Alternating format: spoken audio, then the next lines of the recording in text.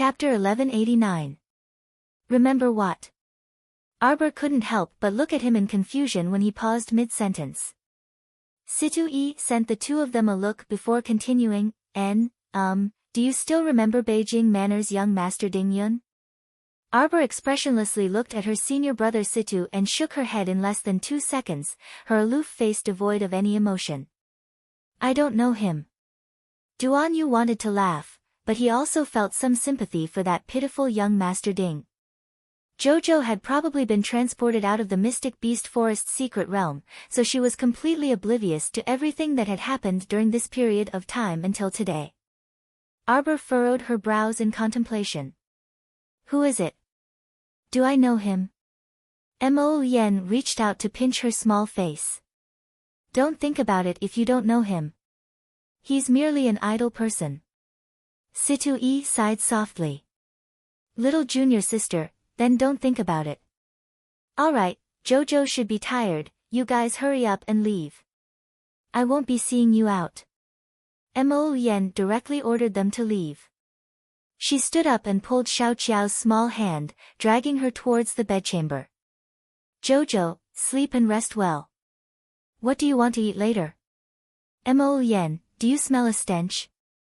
As the little fellow walked, she carelessly tugged at his sleeve and sniffed it. Mo Yen, he leaned close to her ear and whispered, you haven't bathed for many days. It's your body that stinks. Every time I call you to bathe together, you always tell me to cultivate. Arbor. Duan Yu propped up his chin with one hand and sighed as he watched the two leave, glued to each other like glue. They're about to get married, right? Situ-E watched the two leave hand in hand and chuckled with his arms crossed. Looking closely, they're quite compatible, aren't they? Duan Yu merely stood there and gazed into the distance, not speaking for a long time. Situ-E looked back and sighed before patting Duan Yu's shoulder. Let's go, brother Duan Yu. I'll treat you to a drink. Humph, why would a carefree person like me need to drown his sorrows in alcohol?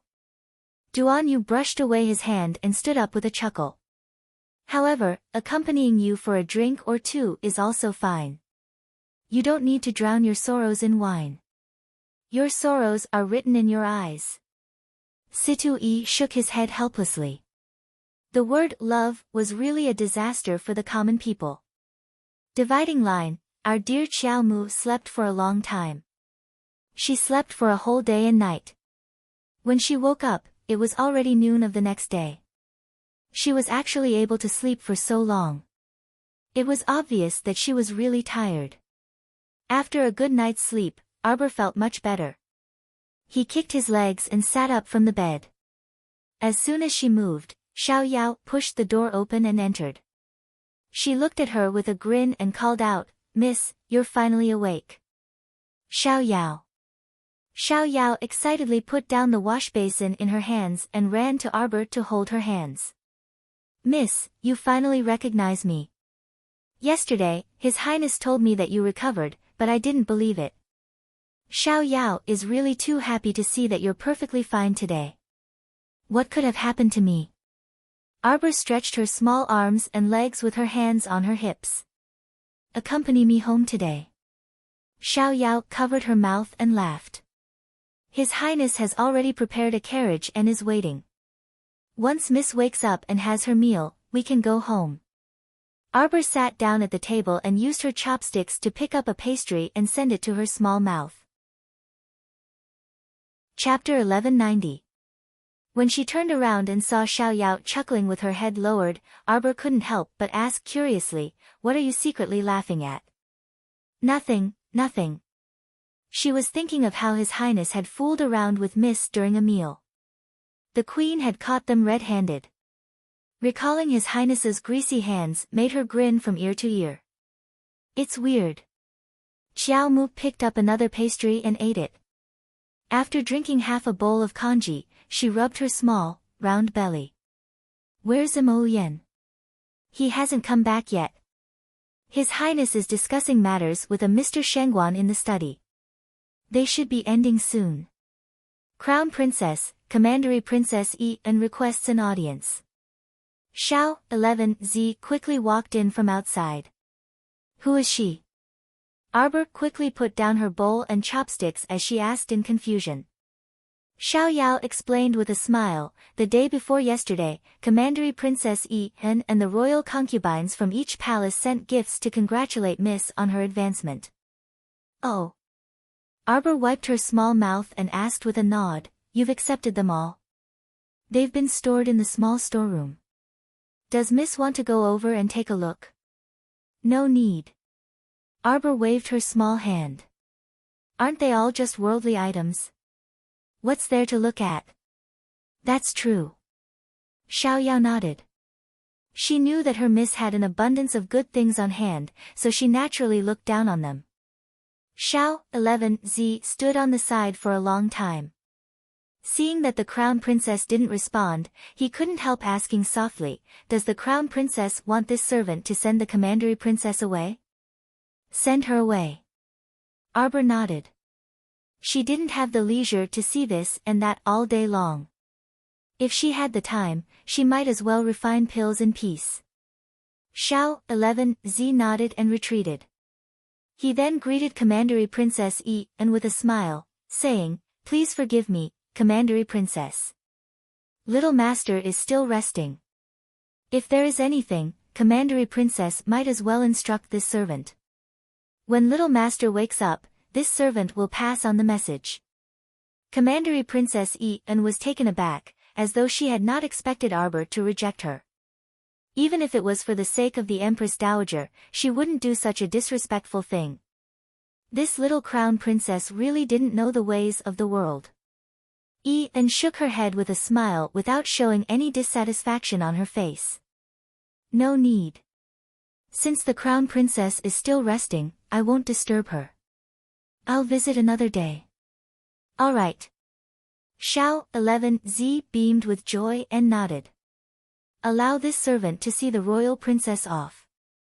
As Yi turned to leave, her gaze landed on the ceiling of the palace. This little crown princess might not be easy to deal with. Princess, they don't even want to see us. Why do we have to come here and embarrass ourselves like this? Su said indignantly as she followed behind her. What do you know? Yi cast her a tepid glance. Only by knowing yourself and your enemy can you emerge victorious in 100 battles. This crown princess is young, but she exudes an absolute oddity from head to toe. Yi clenched her fists. Her cultivation is too strange. In all my years, I have never seen someone who could break through to level 14 cultivation at the age of 15. It must be because His Highness the Crown Prince gave her many miracle pills. Su pursed her lips and said, I heard from other people that this kind of person who uses medicine to create a false cultivation realm is actually useless. Once it comes to actual combat, they can be beaten to a pulp at any time. Yi looked at her in amusement before saying with a shake of her head, that might not be the case. Chapter 1191. With the Crown Princess's cultivation, it can be considered exceptional. I suspect that she should have some special cultivation technique. Cultivation technique? Mystic technique? Mystic technique? Yi shook her head. It definitely isn't an ordinary mystic technique or cultivation technique. I suspect that she might have a divine rank or even saint rank cultivation technique. If she didn't have cultivation techniques to complement each other, how could her cultivation realm increase so quickly? If she could dig out the secret on her body and take it for herself. Anne's expression flickered, and she led Su to her Anya pavilion. The Queen Dowager hasn't been paying much attention to you lately. She only has her granddaughter-in-law on her mind, and she even gifted such a precious interspatial ring to the Crown Princess the day before yesterday. Su pursed her lips and said, it must have been hard on Miss to personally attend to the Queen Dowager and serve her wholeheartedly all these years. In the end, you can't even compare to a granddaughter-in-law that she has only met once. Shut up. Yi glanced at the talkative Su indifferently. I already told you not to speak whatever comes to your mind. Be careful that a loose tongue leads to trouble. How many spies did she have in the palace to dare to spout such nonsense? And glared at her and shook her head. Su-er puffed up her cheeks and changed the topic, saying, Commandery Princess, Princess Anam has sent out invitations to hold a flower appreciation banquet. Apparently, all the noble ladies in the city have been invited. Do you want to go? An was startled, but then she nodded slightly. Of course I want to go. She suddenly paused and turned to look at Su-er. Is the crown princess going? My Chiao's section break, I'm not going. Arbor scratched the little fat squirrel's furry chin as he leaned lazily against Mo-yen. Why would I go? I'm already busy to death, so how would I have the time to attend that nuisance of a flower appreciation banquet? Moreover, this kind of flower appreciation banquet was mostly held to select a wife for their son. Every family was well aware of this. What was she, a young woman who was already engaged, going there for? There was absolutely no need for that. The crown prince casually threw the invitation card out of the carriage window. Hugging his wife, he smiled and said, All right, I won't go. Jojo, if you're tired, take a nap. Arbor puffed his cheeks. I just woke up. You've been cultivating in the morning and at night these days. It's seriously too hard on you. Mo-yen leaned close to her small ear and murmured softly, Sleep a bit more. Speaking of this matter, Arbor also shed bitter tears, but he had no one to complain to.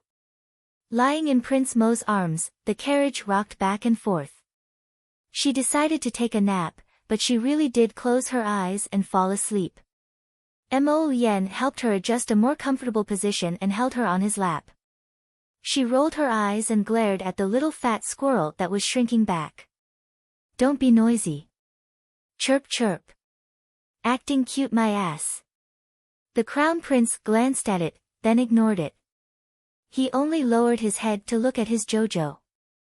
Suddenly, Mo-yen's brows twitched, and he grabbed his left wrist with one hand.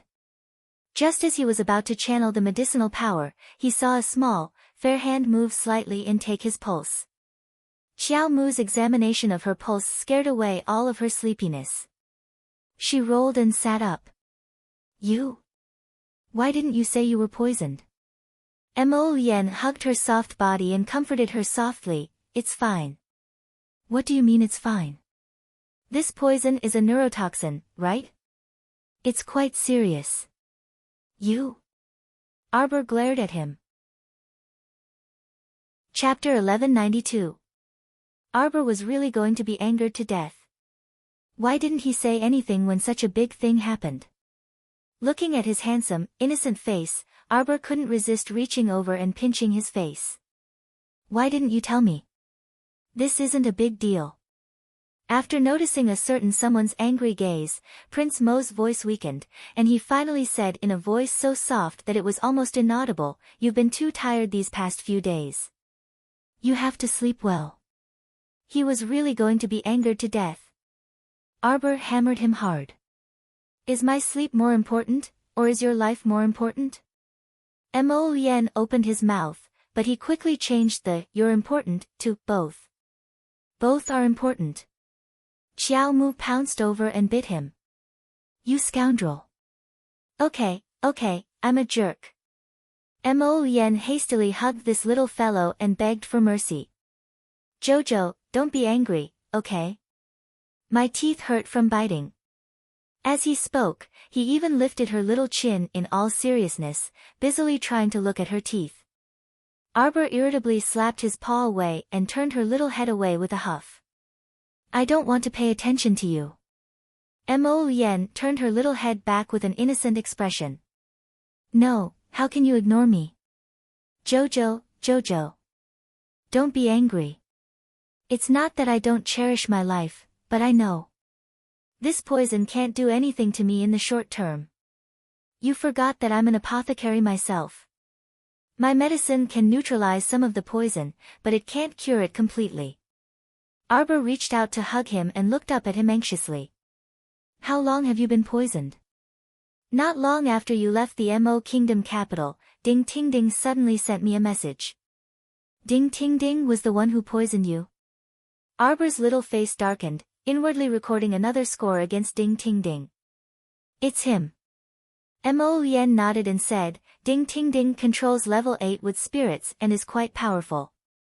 The reason why I was poisoned was because I was plotted against by him, but he didn't get any benefits either. You've been poisoned for a month? Arbor looked at him in surprise. No, not a month, at most half a month. Mo Yen hugged her small body and swayed gently. I'm fine. Xiao Mu smacked his head with her small fist. Idiot. Mo Yen. Arbor grumpily took out a bottle of antidote from his inner world. Take this first. I'll make an antidote for you tonight. I just don't know if I have all the herbs I need. She muttered to herself. Jojo, there's no rush. What do you mean by not being anxious? Arbor glared at him. I am anxious. Alright. Mo Yen blinked his phoenix eyes and said with a smile while hugging Jojo, then don't work too late to make the antidote tonight, alright? Look at you. When I bring you home now and Mom sees that you've lost so much weight, she'll definitely blame me for not taking good care of you. Bah. Arbor grumpily glanced at him. You're just worried that Mom will blame you. Jojo. Previously, when I had to cultivate every day, did you come to bother me every day? Arbor watched him drink the antidote and then took his pulse before casting him a sidelong glance. No. Mo Yen hastily shook his head and said seriously, I never disturbed you when you were cultivating. Otherwise, do you think you could break through to become a level 14 mystic cultivator so quickly? Chapter 1193. Haha, as if I'd believe you. This is a neurotoxin called Devil's Grass. It will paralyze a person's nerves for a short period of time and affect the limbs and body. It will gradually turn the person into a paralyzed and immobile person. Xiao Mu gritted her teeth in resentment. This Ding Ting Ding really is vicious enough. Mo Yen lifted his hand to tidy her hair. It's a pity that he doesn't know that I have Jojo with me. Any poison won't work on me. Arbor gave him a sideways glance. That's not a reason for you to hide your health condition. Okay. If anything happens to me in the future, I'll tell you immediately. Mo Yen smiled at her. Actually, it's okay if you wait a day or two until Jojo fully recovers before you detoxify me. Mo Yen looked at the little fellow's disapproving gaze and his voice subconsciously lowered. He couldn't help but laugh as he hugged her and said, Okay, I admit my mistake. Hurry up and cure me, baby. Humph, Arbor glanced at him, refusing to accept his act of being obedient. This person didn't care about his own health at all. He was so annoying. Jojo. Mo Yen turned her small body around and lowered his head to plant a kiss on her cheek. Don't be angry with me anymore, okay? Dang.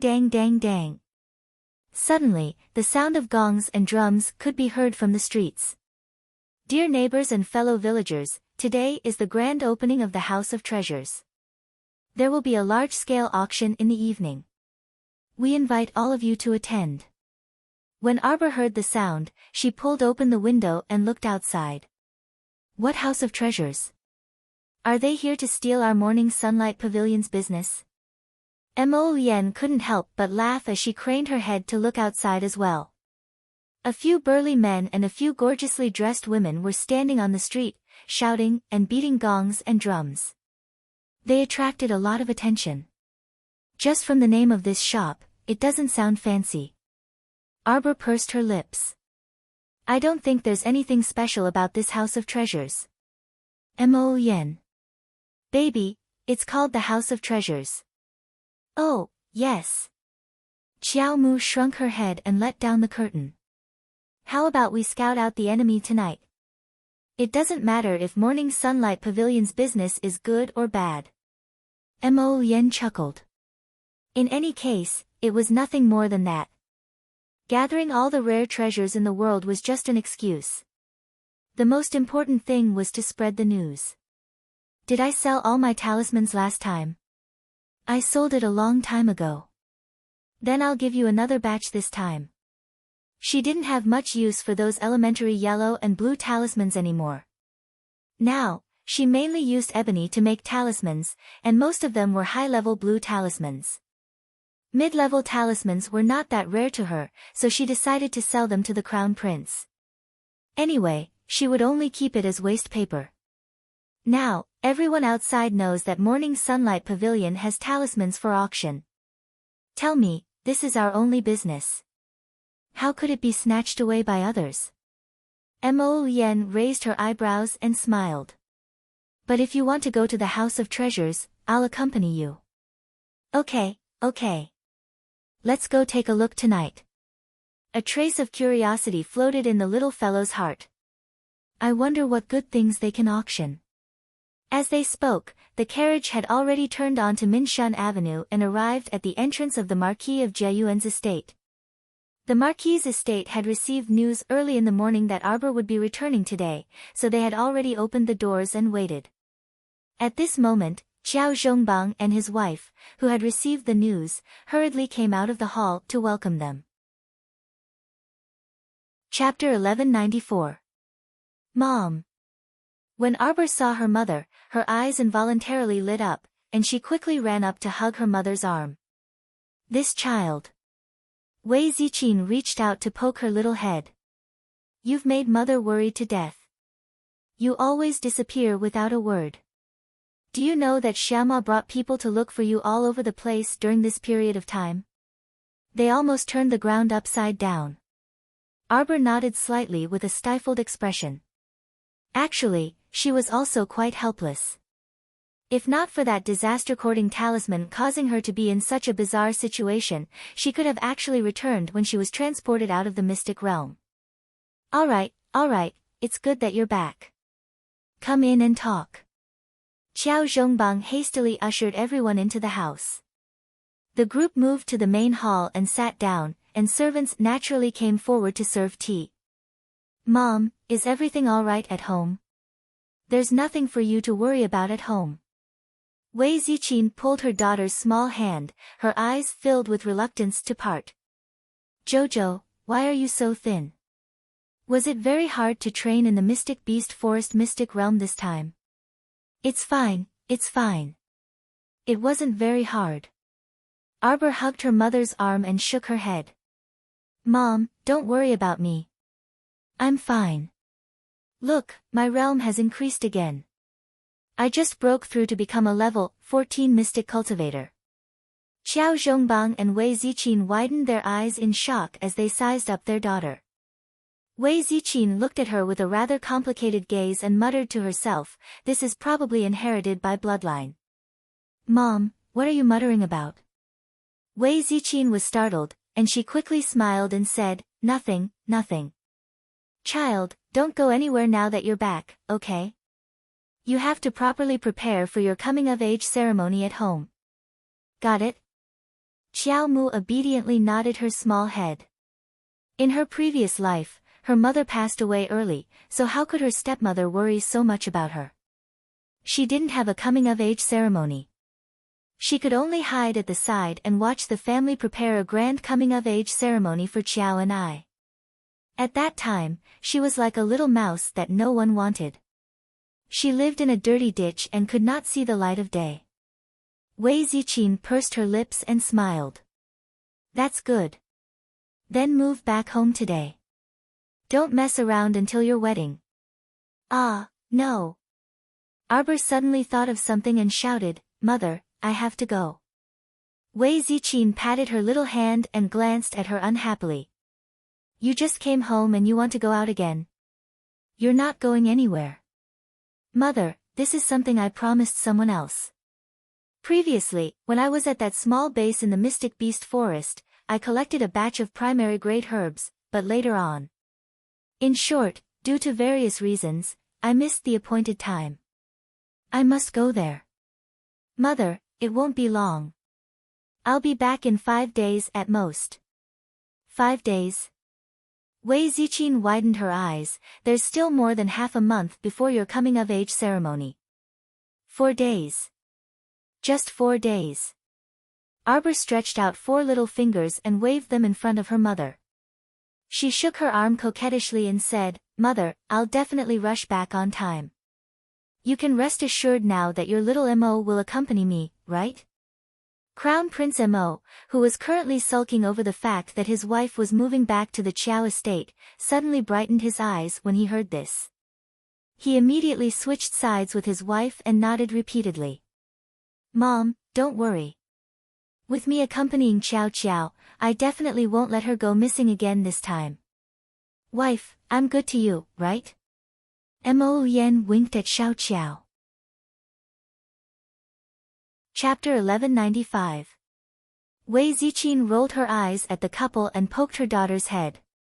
"You only know how to use Xiaoma as a shield." "It's okay, Mom. I just love to shield Jojo. I can shield him from anything." Wei Ziqin looked at her son-in-law speechlessly. "Okay then, but remember to come back quickly. In 4 days at the latest, you'll have to move back home with your mother." "I know. Mom, sister is back."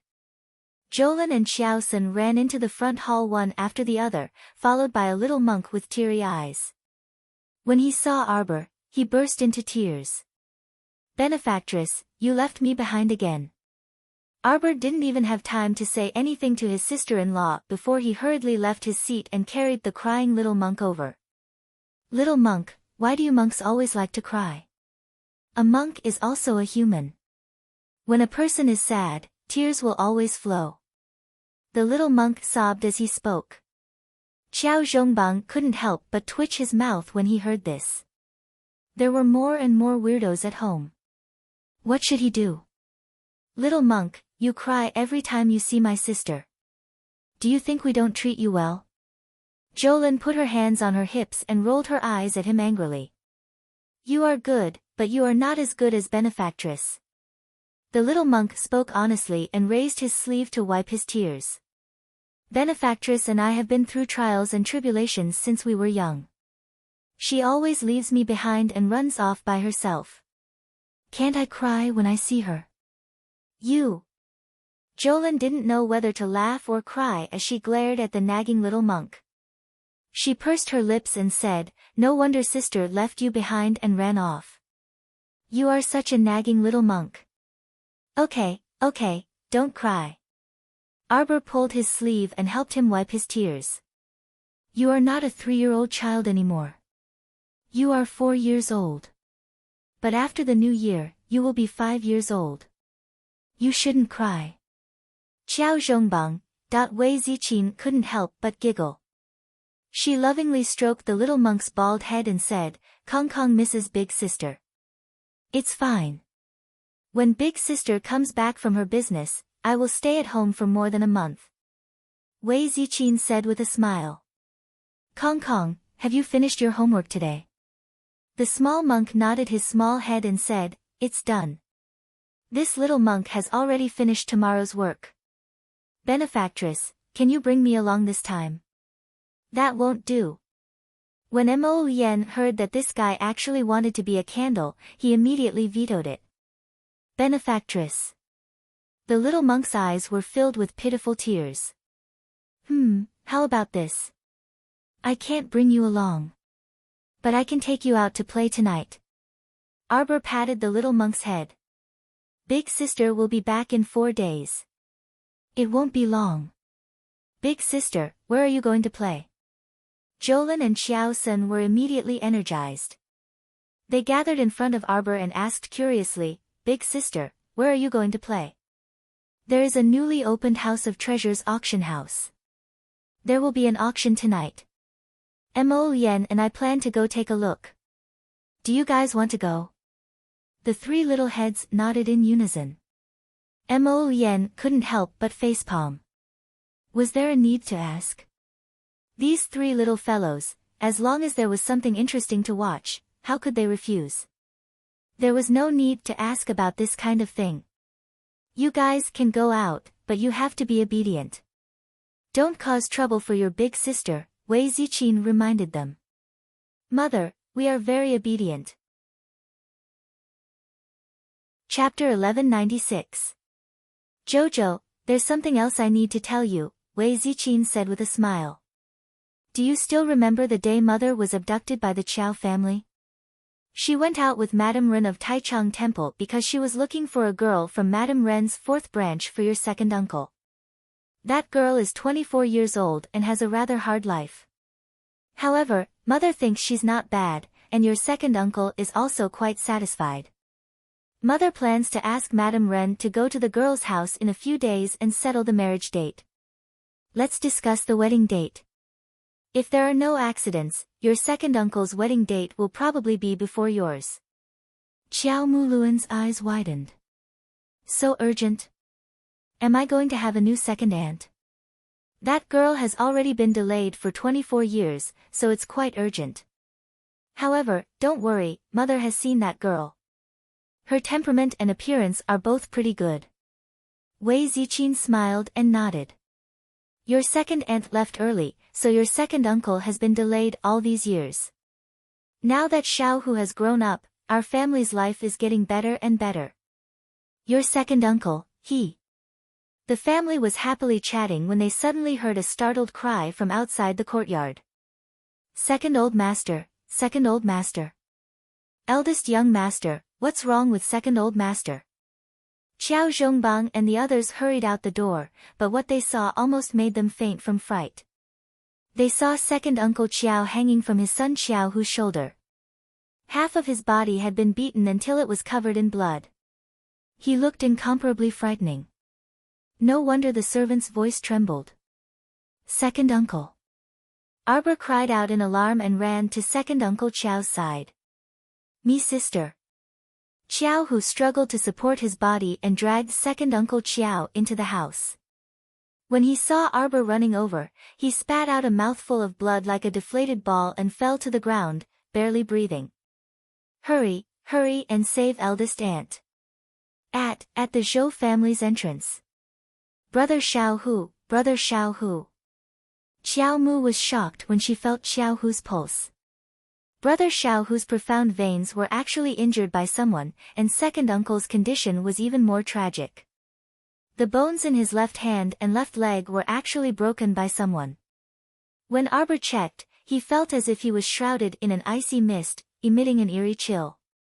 Wei Ziqin was so frightened that she didn't know where to put her hands and feet.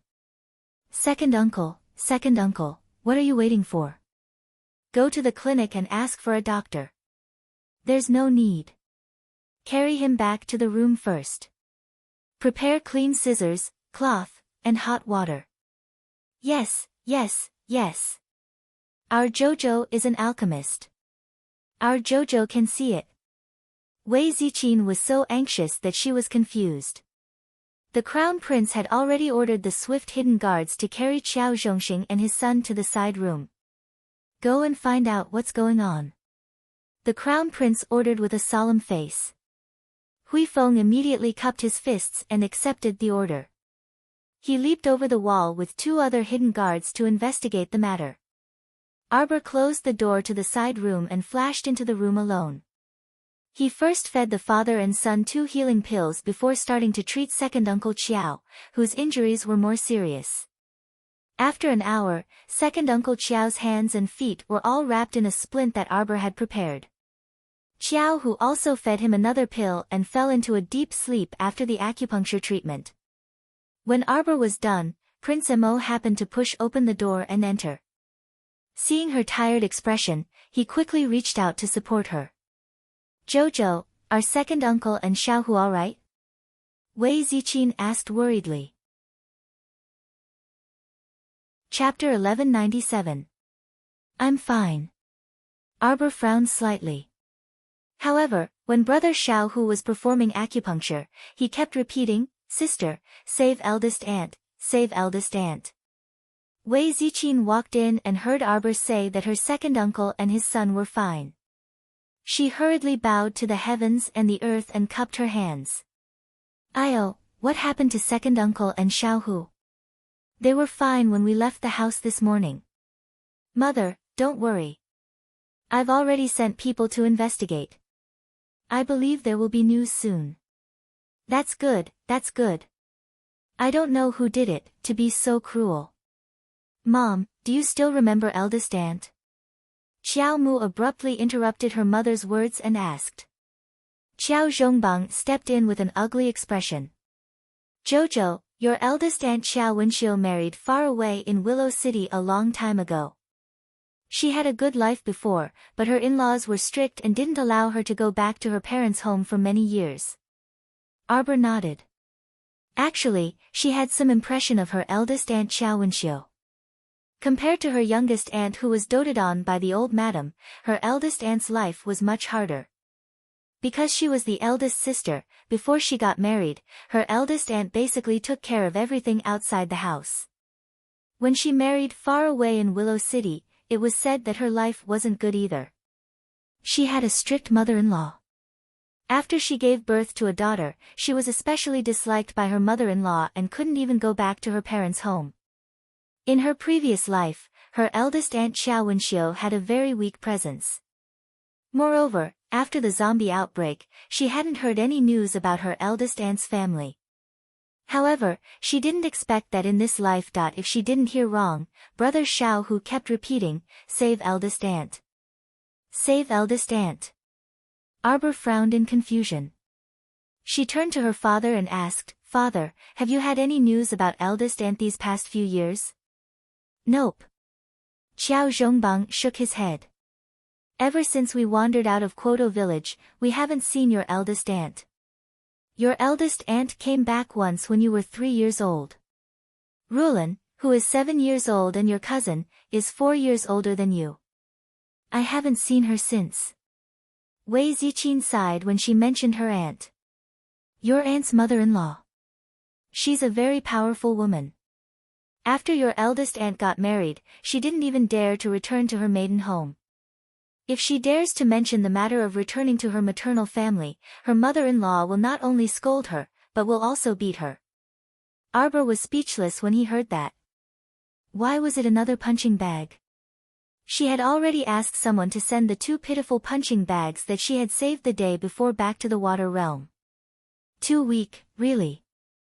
Arbor was a little angry when she thought of the weak merfolk clan.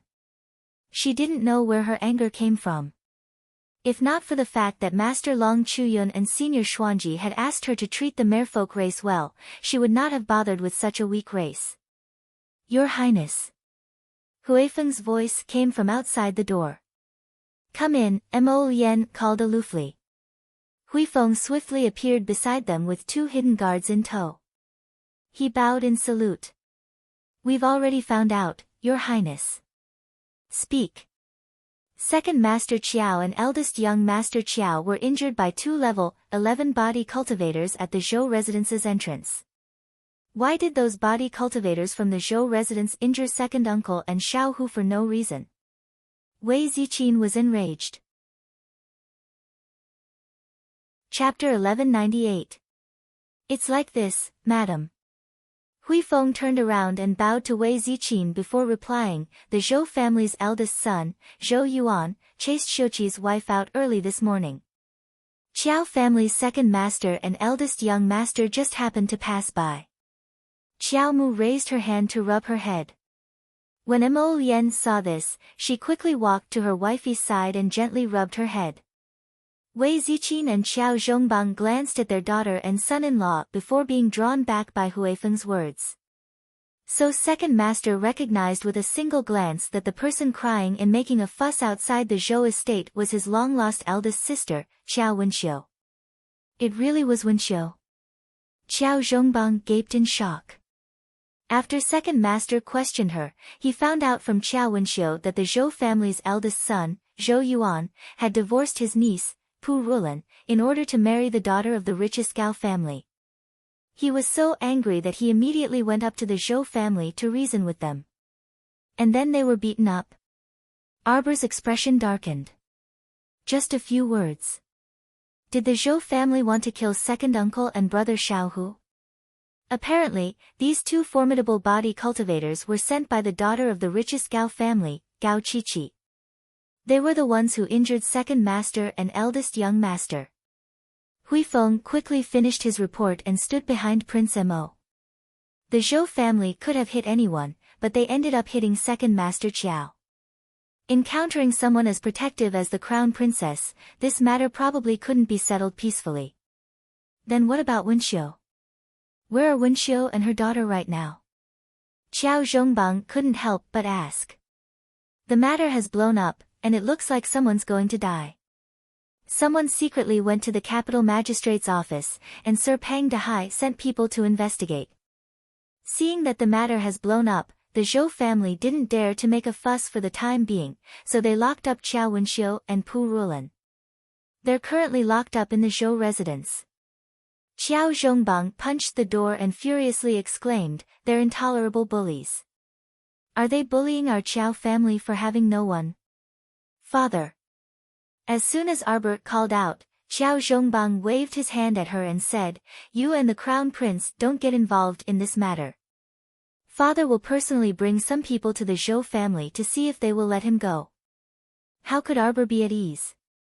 Although her father had taken a mystic breakthrough pill a while ago and had broken through to become a level 9 mystic cultivator, the other party had 2 level 11 body cultivators. Perhaps there were other hidden forces.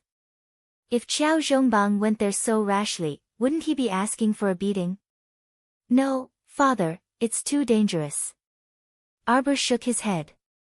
"Find some secret guards." "No need." Qiao Zhongbang waved his hand and said, "This is our Qiao family's matter. How can we trouble the crown prince for everything?" "Daughter, don't worry. Father is going to reason with them and ask them to let you go. Don't tell me they would dare to beat me up so brazenly." In any case, he was the Marquis of Jiayuan personally conferred by the Great King. He wasn't a commoner who could be beaten up by anyone. Arbor pursed her lips and mused for a long time. "Father, it's fine if you want to reason with the Zhou family, but you have to bring my mystic beast." Qiao Zhongbang immediately said, You want me to bring that green bird?" "No." Arbor dragged Qiao Zhongbang and the others out the door, only to see a giant ape jump down from the roof and grin at them. Wei Ziqin jumped in fright and took a step back. "What a giant ape!" Mother, don't worry. It won't attack people." Arbor patted the giant ape's head. Chapter 1199. Dad, bring my mystic beast to the Zhou family. Only then can I be at ease. Arbor turned his head and stared at the giant ape solemnly as he instructed, "I'll give you a chance to turn over a new leaf and protect my dad well." Qiao Zhongbang didn't know whether to laugh or cry. He stared at the giant ape and quickly said, "If father brings such a big ape over, wouldn't the Zhou family think that father is here to fight when they see it?" "So be it." Arbor said coldly, "Those 2 body cultivators nearly crippled second uncle, so it's reasonable to have the large ape beat them back." When Qiao Zhongbang heard this, it seemed to make sense, so he nodded and said, "All right. Then you don't need to worry about this matter. Dad will be back soon." Seeing her husband leave with this group of people, Wei Ziqin was a bit worried. That Zhou family is so unreasonable. I don't know if your dad can handle them. "Don't worry, Mom. With the large ape following him, nothing will happen." She knew this ape's strength too well. Normally, when she chased after it and beat it up, it was always the other way around. Otherwise, she definitely couldn't even touch its fur. Wei Ziqin nodded slightly. "Then that's good. Daughter, are you still going out?" "Yes." Arbor nodded. Second uncle and brother Xiao whose injuries have more or less stabilized. They only need to take their daily medicine. When I come back in 4 days, they will be fine after I give them another acupuncture treatment. Seeing that she had already arranged everything, Wei Ziqin didn't say anything else and agreed. That night, Mo Lian and Arbor brought the 3 little radishes to the House of Treasures auction house. A maidservant with a long face exclaimed in confusion as she helped a frail and slender miss out of the carriage. What's wrong?" Anne's hand that was holding up her skirt paused as she glanced at "I think I saw His Highness the Crown Prince." "It can't be, right?" Why would His Highness come here to join in the fun? Anne asked with a smile while shaking her head. The girl named Sue laughed awkwardly. Maybe I saw wrongly. Anne, then let's go in. I heard that this newly opened auction house will be auctioning off a high-grade life extension pill today. This time, I must obtain this life-prolonging pill at all costs. There were only 3 months left until the Empress Dowager's birthday. With this prolonging life pill, she would personally embroider 100 longevity painting, and everything would be complete. Yes. Sue nodded. When the two of them turned around, they bumped into someone. When they looked up, they were met with a pair of enchanting phoenix eyes. Sue couldn't help but open her mouth and let out a sound. What a dazzling beauty. She wore a purple dress that fluttered in the wind. Her neck was pink and her cheeks were jade-like. She seemed to be happy and angry at the same time. Anne was also slightly taken aback, feeling like she had seen this woman's pair of phoenix eyes before. Mississippi, a pretty maidservant with a round face holding a zither, walked to the beauty's side and glared at Sue and Li Wuyo. What are you looking at? How rude. If you keep looking, I'll dig your eyes out. Why are you so fierce? It's not like we're looking at you. Sue also scolded with a glare. What did you say? Don't you know who our miss is? You actually dare to be so impudent. Which household's dog are you from? Tell us your master's name. The round-faced maidservant had a sharp tongue. And which household's dog are you from? Tell us your master's name first. All right, Bao Yan. A low and gentle voice said, don't be rude.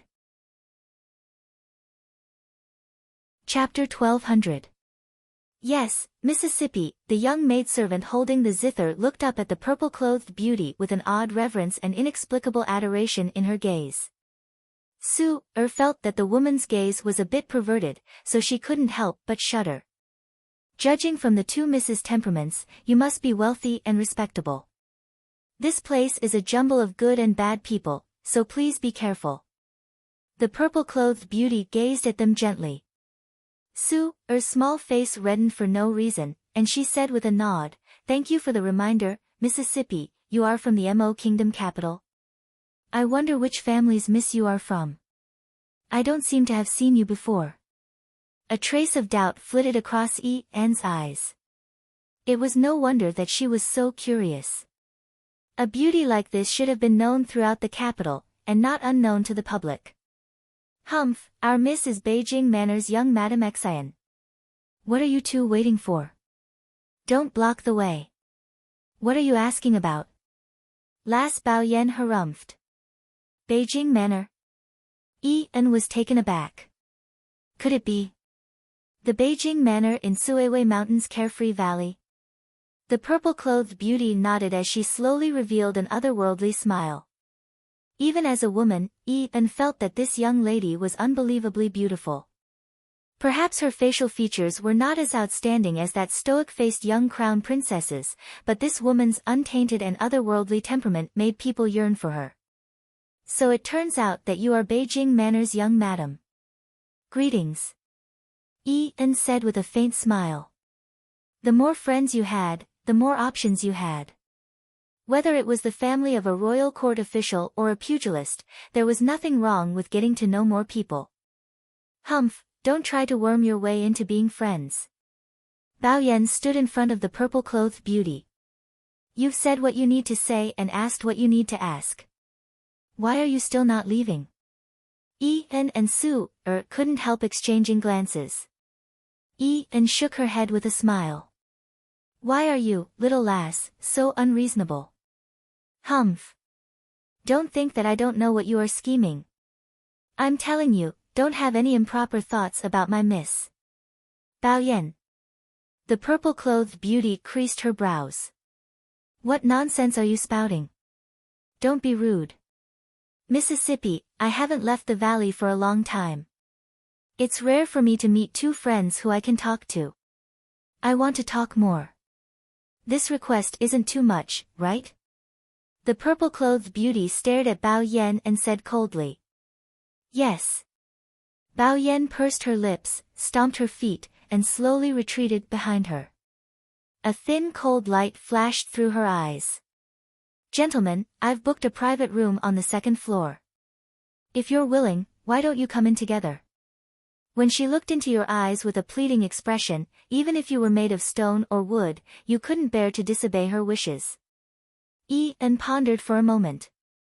When she recalled that she hadn't been able to book a private room today, it wasn't bad that there was a ready-made invitation for her. He nodded and said with a smile, "Thank you." The purple-clothed beauty seemed to be very happy. She waved her sleeve and made an inviting gesture. "Please." Bao Yan followed behind the three of them. She pursed her lips and laughed sarcastically. These two women were really stupid. They couldn't even tell whether their young master was a man or a woman, yet they still wanted to be on good terms with Beijing Manor. What a joke. If it weren't for the fact that their young master felt that these two people were still a bit useful. Haha. He really wouldn't have paid attention to this idiotic master and servant. Chapter 1201. Since they planned to take a look at the House of Treasures auction house tonight, Mo Lien instructed someone to pay a fee and book a private room early in the morning. For the sake of keeping a low profile, they didn't use the best private room and found an ordinary one. Just as they moved into the private room and sat down, the door was kicked open forcefully. A fan opened with a swish, and a handsome face brimming with smiles suddenly peeked out from the side of the door. Mo Lien involuntarily rolled her eyes when she saw this.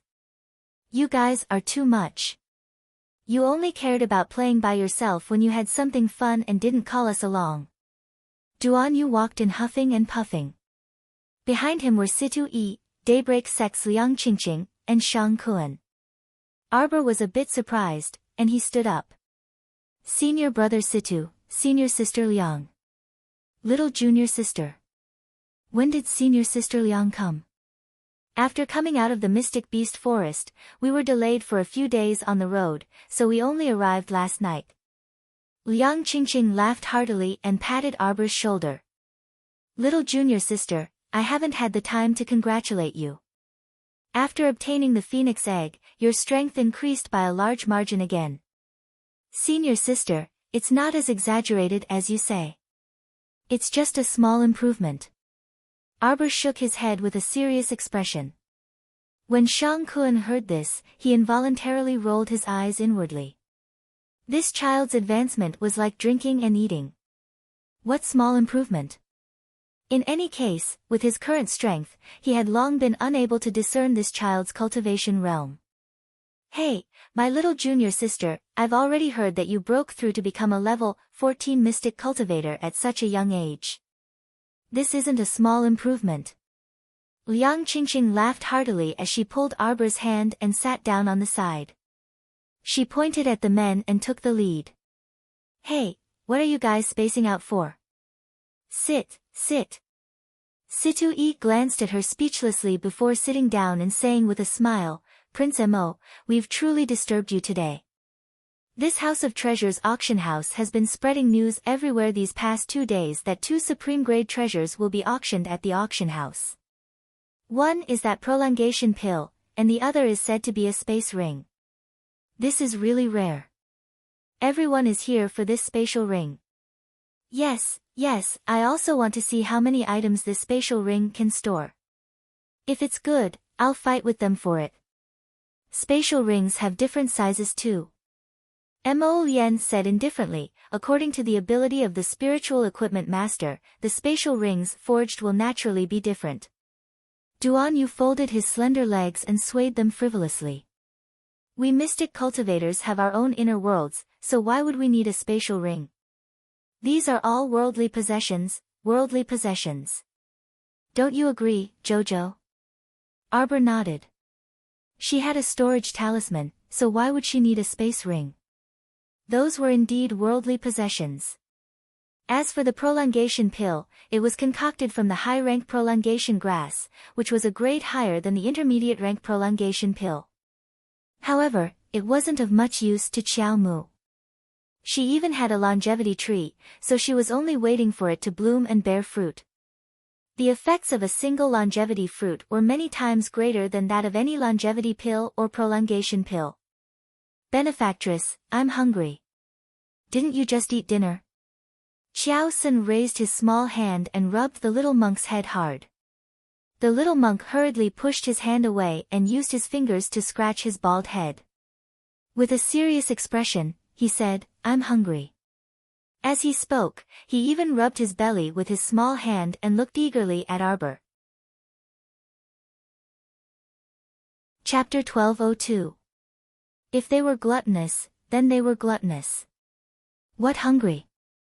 Arbor took out some pastries and fruits from her inner world and stuffed those three little foodies' mouths. Afterwards, she stood up and walked to the window to look down. At this time, the venue below was already filled with people. This House of Treasures auction was packed with people, and many high officials and nobles had come. At this time, an enchanting female attendant knocked on the door and walked in.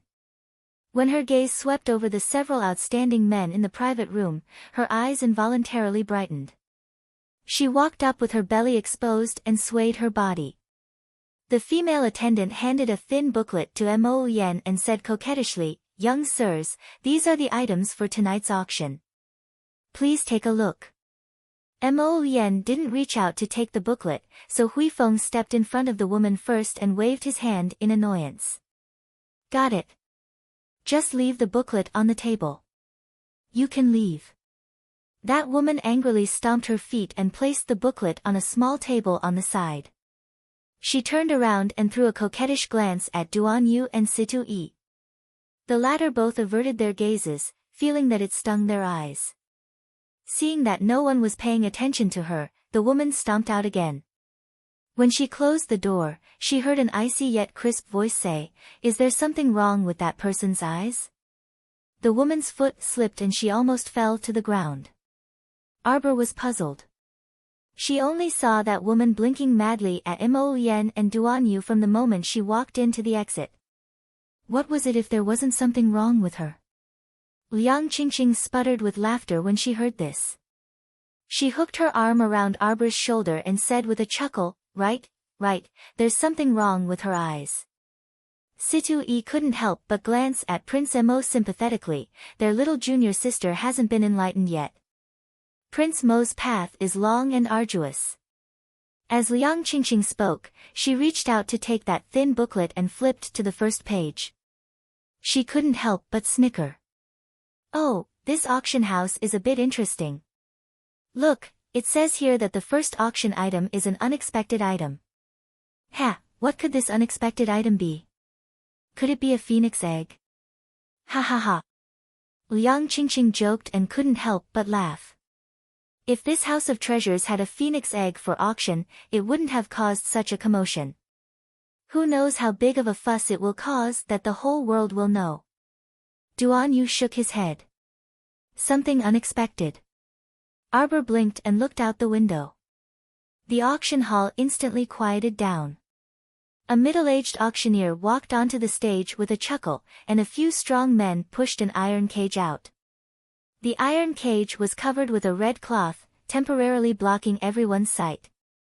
The crowd below the stage began to clamor, each voice louder than the last. It can't be some giant Xian beast, right?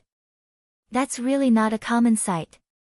Xian beasts and whatnot are of no use to ordinary people like us. Take off the red cloth. Take it off. The incessant jeering and shouting also attracted Duan Yu and Situ Yi's attention to the window as they looked down. What an auction house, they're making quite a big fuss. Could this first auction item really be some kind of Xian beast? Liang Qingqing asked with a wink. At this time, an enchanting girl walked onto the stage with a red card in hand. The card said, the first auction item is an unexpected item.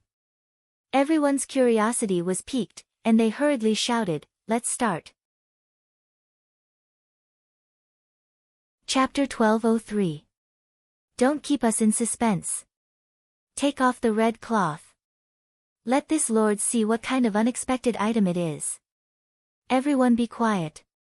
The auctioneer smiled as he raised his hands and pressed down slightly, making a quiet gesture. Tonight, the House of Treasures auction begins. Clang. After the gong sounded, the atmosphere in the hall was pushed to a boiling point. The first auction item, an unexpected item. The auctioneer maintained a mysterious smile and said, "Everyone can first guess what is inside the cage." "Stop guessing, hurry up and take off the red cloth." "Not guessing, not guessing. I, your father, bid 100 cultivation coins." Before the auction started, someone had already bid, which immediately attracted many people's attention and was accompanied by roars of laughter. "You brat, aren't you afraid that the cage is filled with bird shit? When the time comes, you'll spend 100 cultivation coins to buy a piece of bird shit." Ha ha ha ha ha. Everyone roared with laughter. "This lord will also accept bird shit." That person thickened his neck and roared, "Who asked this lord to be rich? Oh my, 100 cultivation coins and you're pretending to be a lord here. Then I'll bid 200. 200 cultivation coins. I'll let you call me father." Ha ha ha. All kinds of laughter filled the hall. The auctioneer pressed his hands down and maintained a mysterious smile as he said, "Everyone be quiet for a moment. I will explain the details of the first auction item. The starting price of the first auction item is 1,000 cultivation coins, every increment must be 100. There is no upper limit. We can begin now," the auctioneer said with a smile. "You're not going to take off the red cloth?" someone questioned. The auctioneer shook his head, not taking it off. "It won't be too late to take off the red cloth after someone bids." Everyone. Why did it feel so unreliable? If they didn't take off the red cloth, who would know what was inside? What if it was really like what others said, that there was bird shit inside, then wouldn't the cultivation coins be wasted? In a moment, the originally noisy atmosphere in the hall quieted down. 1,000 cultivation coins was not a small amount, 1,000 cultivation coins could buy a lot of food. They still had to consider it. At this time, a fat-bellied landlord raised his hand, 1,000 cultivation coins, I request to see what is under the red cloth now. Tyrant. Everyone shifted their gaze to the landlord, their faces full of worship. That person immediately stuck out his fat belly and waved his hand with a smile. Now you can take off the red cloth. He was just curious about what was under the red cloth. Of course. The auctioneer immediately nodded. His finger slid, and the two brawny men standing beside the iron cage immediately understood and lifted the red cloth. Wow! Everyone was in an uproar. There wasn't any giant Xian beast in the cage. There was only a naked woman curled up into a ball. After the uproar, everyone looked disappointed. Sure enough, this unexpected item was just a gimmick used to cheat money. How could a woman with a frail figure be worth 1,000 cultivation coins? But the landlord was smiling and nodding repeatedly. Good, good, not bad, not bad. Although the woman was curled up, he could see that her skin was smooth and her small face was pretty good looking. This 1,000 cultivation coins was worth it, he could just treat it as getting himself a concubine. The landlord laughed, expecting that no one would fight over a female slave with him. He sat there complacently, thinking that the first auction item was his. Chapter 1204. At this time, the auctioneer had already transformed into a procuress. His words were sharp and shrewd as he spared no effort in promoting the woman in the cage. Everyone, don't look at her extremely delicate appearance. In reality, she's a level 4 mystic cultivator. But don't worry, everyone.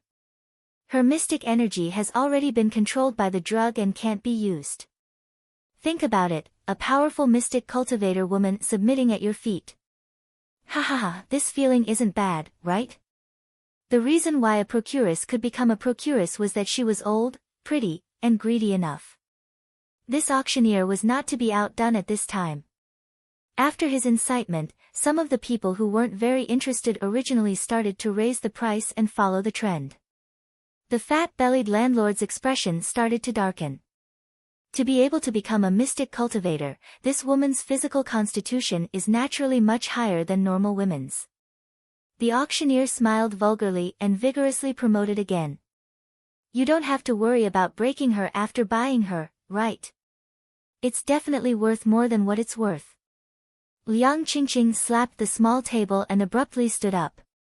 Preposterous. Junior sister Liang, wait. Duan Yu called out to her. On the side, Situ Yi stared straight at that large iron cage with a strange expression.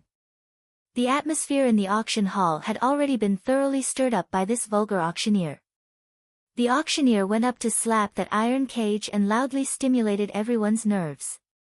He shouted excitedly, "Now, is there anyone else who wants to bid? People who want to bid need to be quick. Our first auction item's auction is about to end." The woman in the cage raised her furious gaze and glared fiercely at that auctioneer. Her gaze that resembled a wolf cub didn't have any power and even strangely carried a hint of flirtatiousness, causing the beasts in the hall to howl and drool as they continuously raised the price. "Hey, I want this little beauty. I'll bid 2,000 mystic currency. I'll bid 3,000, 3,500. The fat-bellied landlord's face completely darkened. 5,000. Situ Yi suddenly walked to the window and made a bid. Everyone in the room shifted their gazes to him one after another, their eyes filled with disbelief. "Oh my, room number 8 bid 5,000. Is there anyone who bids higher than room number 8? If there isn't, then it's a deal." The shining 5,000 cultivation coins were about to be in his hands, and he could get quite a bit of commission from it. The auctioneer was grinning from ear to ear. 5,000 going once, 5,000, 6,000. The fat-bellied landlord angrily roared. Originally, he could have bought the concubine for 1,000, but now the price had increased to 6,000. He was really angry. 10,000. Situ Yi coldly reported a number. Everyone in the private room looked at him with a strange expression. This Situ Yi shouldn't have done this. Cough, cough, cough. Duan Yu coughed lightly and asked, "Situ Yi, are you lacking women?" Situ Yi glanced at him and said coldly with a frown, "She's junior marshal sister Lu. Little junior sister should recognize him." Everyone turned to look at Arbor. Arbor nodded in agreement. Come to think of it, Lu Yexin had fought with her when she was 7 years old. Oh, no, she had beaten her up. It was at Quoto Village's gathering square. She had ruthlessly beaten her up. Arbor had already forgotten that she had beaten Lu Yexin up more than once. She had even beaten her up a second time at the inn. Strange, how did Lu Yexin end up in this state? Chapter 1205. Situ Yi sighed and said, "Little junior sister, do you still remember Qinghe town?" Arbor nodded. Of course she remembered. That was where she first met the 7 fairies of the Holy Water sect. When she thought of this, her eyes dimmed a bit. Mo Lien reached out to hold her small hand to comfort her. She looked up at Situ Yi and asked, "Is it related to this matter?" "It's related." Situ Yi nodded. That time, because of junior sister Lu's willfulness, we lost senior brother Wang. After we returned to the sect, all the brothers couldn't forgive her. So junior sister Lu left the sect and went out to train by herself. Situ Yi sighed again. After that, we never saw her again. Then this time. They actually met here. This truly surprised Situ Yi. Arbor was in the know, and she also remembered senior brother Wang's matter. Senior marshal brother Wang had promised her that he would stay in Qinghe town by himself after dealing with the matters in the town. After they left, senior brother Wang probably chose to commit suicide by himself. No wonder everyone in the Heavenly Dao sect was unwilling to forgive Lu Yexin. They all blamed her. Because of her willfulness and mistakes, senior brother Wang was scratched by zombies and had no choice but to commit suicide. How could they forgive her? At the mention of Qinghe town, Shang Kun also felt lingering fear. They had sacrificed too many teammates in that operation, and many of them didn't make it back from Qinghe town. Although their gains in the end weren't bad, they still felt uncomfortable every time they thought of such a great sacrifice. After that operation in Qinghe town, Lu Yexin left the Heavenly Dao sect and went out to train until now. Arbor couldn't help but be astonished. She didn't expect such a delicate little girl like Lu Yexin to have the courage to carry a bundle and leave the sect at that time. Without the sect's protection, she was only a minor level 2 mystic cultivator back then. Going out to train really wasn't enough. In that case, she had left the Heavenly Dao sect for about 7 to 8 years. That auctioneer said she was now a level 4 mystic cultivator, so it could be seen that her constitution wasn't that great. No matter what, she's been offended all these years. It's enough to make up for the mistakes she made in the past. Situ Yi calmly muttered, she is a disciple of my Heavenly Dao sect. I must save her. Senior brother Situ is right, Liang Qingqing said with a nod. This group of people actually dared to treat mystic cultivator women as playthings and auction them off for entertainment. It's inexcusable. After Situ Yi quoted the price of 10,000 cultivation coins, the fat-bellied landlord stopped. Everyone in the auction house looked at each other, as if they did not expect that this girl could be auctioned for the sky-high price of 10,000 cultivation coins. One must know that in this auction house, the prices were based on high-grade profound coins.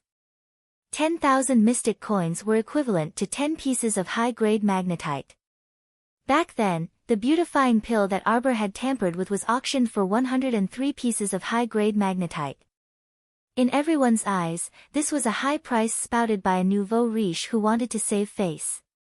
The auctioneer was also very satisfied. When he thought of the commission that was about to enter his pocket, he grinned so widely that he couldn't close his mouth. After striking the small hammer 3 times, he loudly announced, 10,000 mystic coins, the guest in private room 8 has obtained the first auction item. It will be delivered to the guest immediately. Chapter 1206. Arbor looked up. Senior brother Situ, you're really paying. Situ Yi couldn't help but be amused. What else? Of course it's to bring Lu Yexin back without spending a single cent. Arbor pursed her lips. When Duan Yu heard this, he immediately felt that the little fellow was implying something.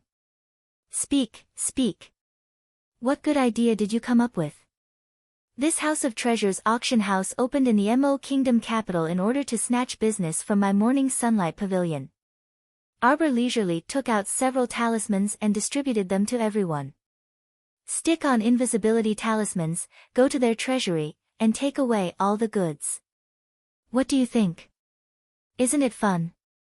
Everyone looked at each other, speechless for a moment. Xiao Lin abruptly jumped up and clapped her hands with a chuckle. Fun, fun, fun. Sister, I also want to go. Arbor nodded. Then we'll be leaving 2 people here. The little monk shook his head while holding a teacup. Benefactress, what you're doing is wrong. Then are you going or not? The little monk nodded vigorously. I'm going. Everyone's mouths twitched. This monk was too lacking in moral integrity. Jojo, I'll go with you.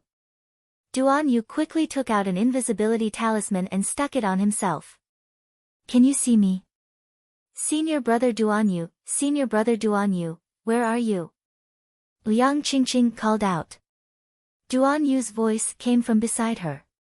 Stop pretending. You can clearly see me. Liang Qingqing laughed heartily. At this time, the private room's door was pulled open, and the female attendant wiggled inside. When she saw that Situ Yi was the only young and handsome gentleman left in the private room, she couldn't resist sticking to him. This young sir, I've brought that female slave over for you. Lu Yexin was wearing a piece of clothing and was being escorted inside by 2 brawny men. She was struggling non-stop, and her beautiful eyes angrily glared forward. When they suddenly landed on Situ-e, she couldn't help but be startled. Those two brawny men impatiently pushed her into the private room and politely cupped their hands at everyone before swiftly retreating. The enchanting female attendant still wanted to tease Situ-e, but after being swept by Situ-ye's gaze, she couldn't help but purse her lips and walk out with a twist of her body. When she stepped out of the door, she was slightly stunned and turned her head to look around. When the door closed behind her, the waitress thought that she was overthinking things.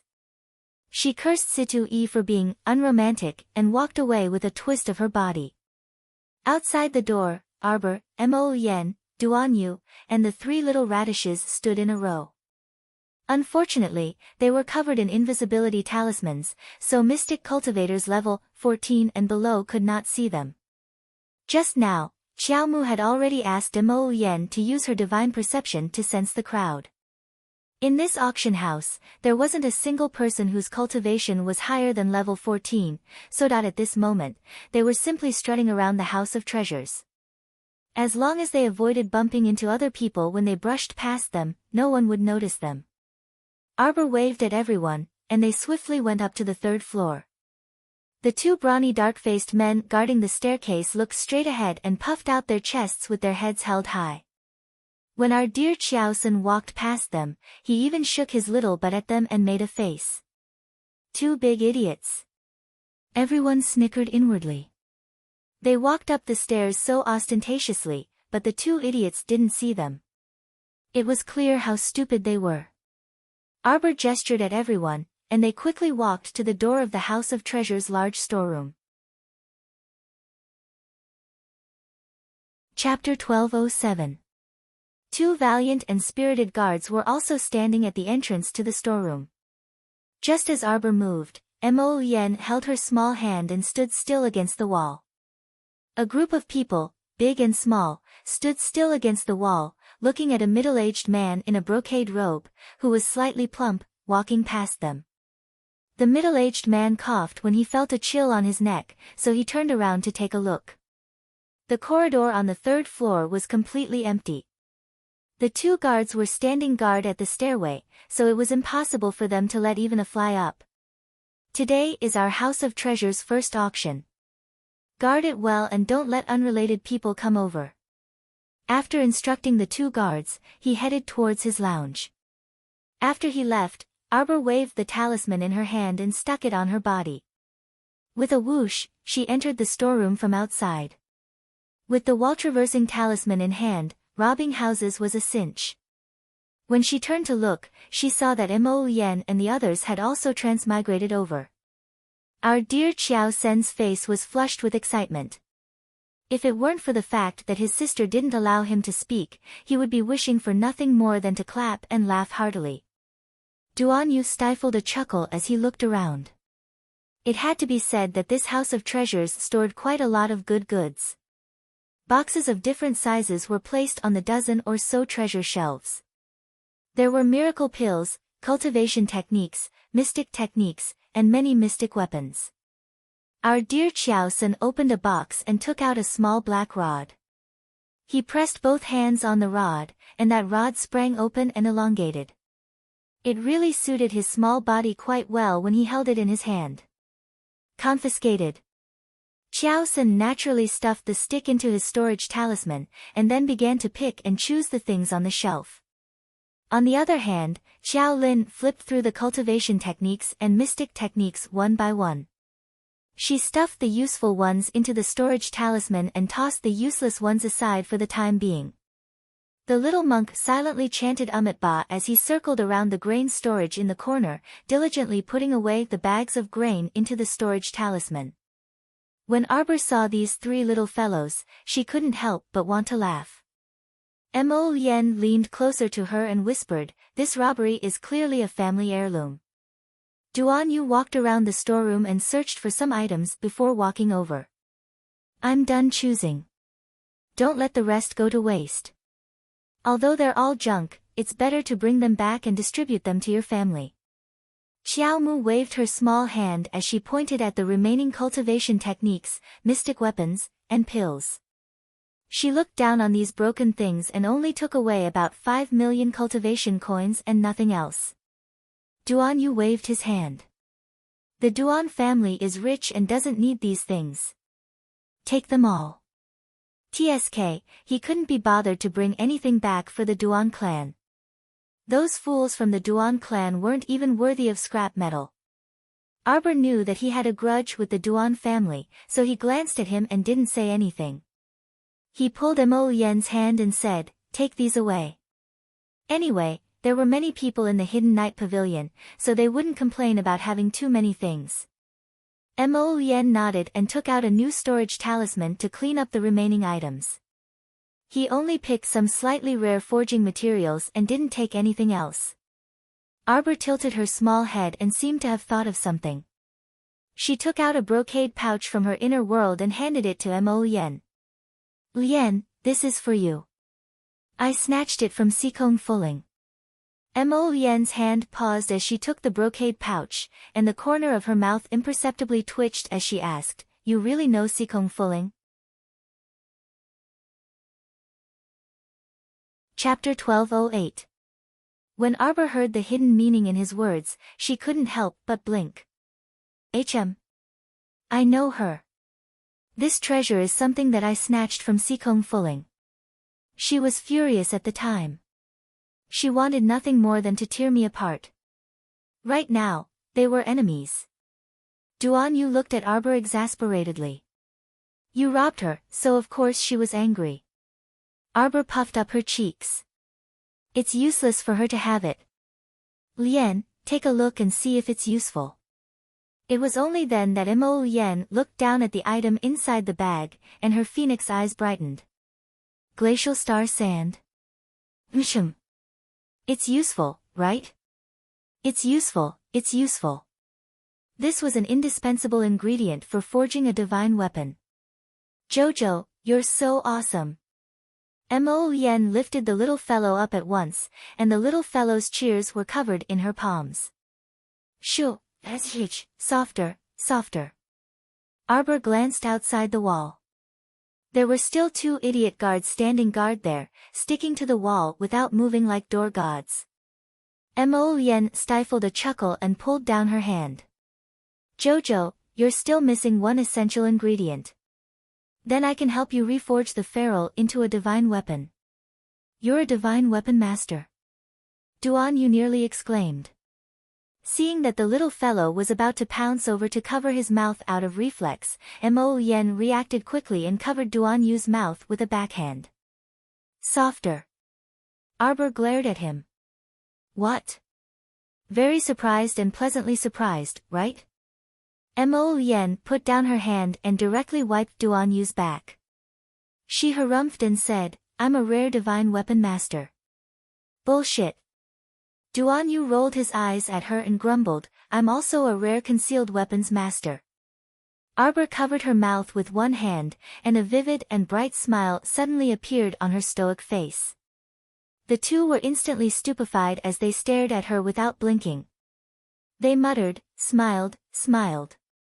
"The two of you aren't as strong as my sister." "My sister is a talisman grandmaster."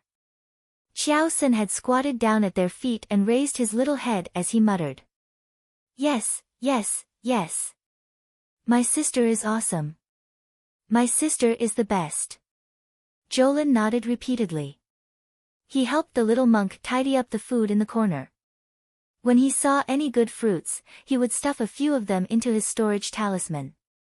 The little monk was so anxious that he rushed over to snatch them. Xiao Lin smacked her bald little head. "Don't snatch it, leave some for big sister." "You guys take it." Xiao Mu gazed at the 3 little radishes exasperatedly. She did not lack food at all. When Little Tree woke up, the food on Paradise Planet would be enough for her to eat for 10 lifetimes. "Sister, here's a strange little box. I don't know what it's for." Jolin threw a box the size of a fist to Arbor. When Xiao Mu opened it, she saw that it was an unknown small seed. "This. I've never seen it either. This should be a tree seed." Duan Yu glanced at it and said, "It's probably useless, so throw it away. It probably isn't anything good since it was thrown in the corner. Jolin nodded and pulled the little monk over. It's all tidied up. Then let's go back to the private room. Everyone went down the stairs grandly according to the way they came and arrived at the door of private room number 8 on the second floor. To give Situ-E and the others a surprise, they all took out another wall-passing talisman and passed through the wall with a swish with a wicked smile.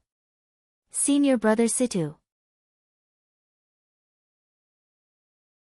Chapter 1209. Situ-E was sitting on a cushioned bench, chatting with Lu Yexin, who had calmed down. He was suddenly interrupted by the little fellow's crisp voice. He hurriedly looked up and smiled at the people who had appeared. You're back. Senior Brother Situ, this is for you.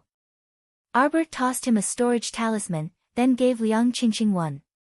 Seeing that Shang Kun was staring at her, she felt a little embarrassed and reluctantly gave him one too. Heh, thank you, little junior sister. Shang Kun was so happy he almost flew up. Little junior sister was actually quite a nice person after spending some time with her. She was just a little cold on the outside. Wow, so many pills. Liang Qingqing exclaimed. She held the storage talisman and couldn't bear to put it down. Little junior sister, this is the storage talisman you drew yourself, right? Situ-E didn't know whether to laugh or cry as he put away the storage talisman.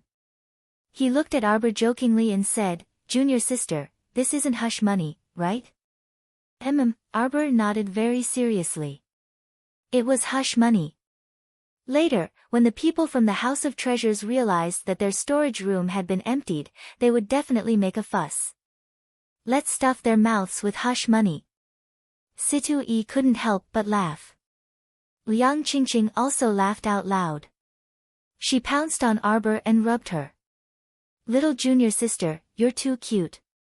Mo Lien hurriedly pulled Xiao Mu to her side. I won't let you touch her. Lu Yexin sat quietly at the side. Her eyes moved slightly as she looked at Arbor, then lowered again. Hey, Arbor called out to Lu Yexin. Lu Yexin looked up and nodded calmly at Arbor.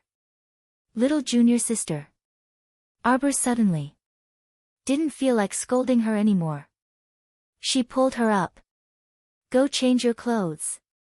There was a small room at the side. Arbor pushed her in and closed the door. She took out a set of clothes from her inner world and threw it to her. Change.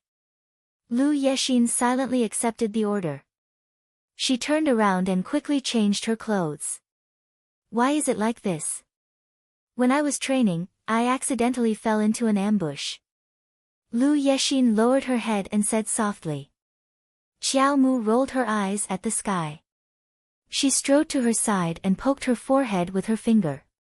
How did you temper your temperament after 7 to 8 years of experiential training? What happened to the courage you had when you fought against me? What happened to the stubbornness of letting the hyenas eat me? Where did he go?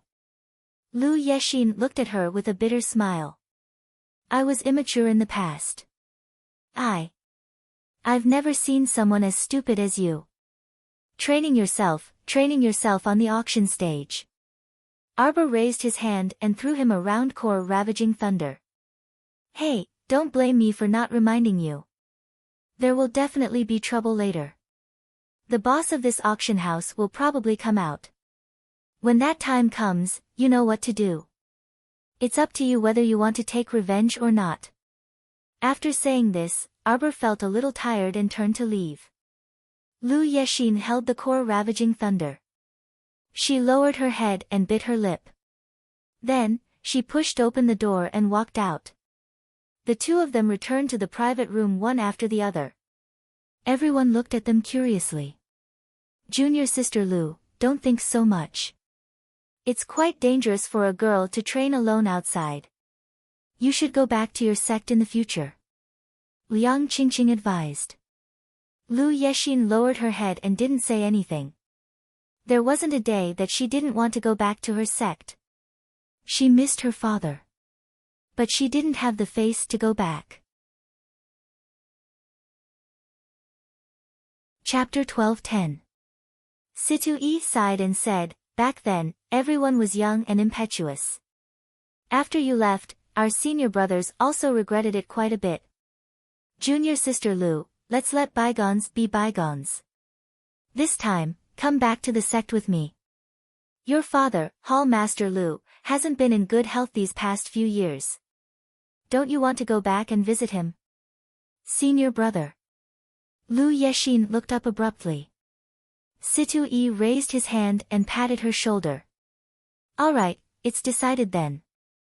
Liang Qingqing said with a smile, "That's right. We're all senior brothers of the same sect, so what can't we talk about openly? Junior sister Lu, if you want to gain experience, there will be plenty of opportunities when the sect goes out for training in the future."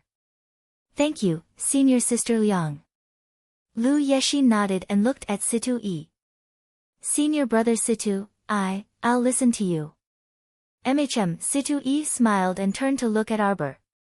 "Little junior sister, you didn't know when you were gone. This auction house consecutively auctioned off quite a few decent pills. The next auction item is that prolongation pill. Prolongation pills are indeed good stuff. They're also useful for us cultivators." Liang Qingqing nodded with a smile. The little fellow pursed her lips disinterestedly. Seeing this, Duan Yu said with a chuckle, "Our Jojo doesn't fancy it. Whoever wants to bid can bid for it."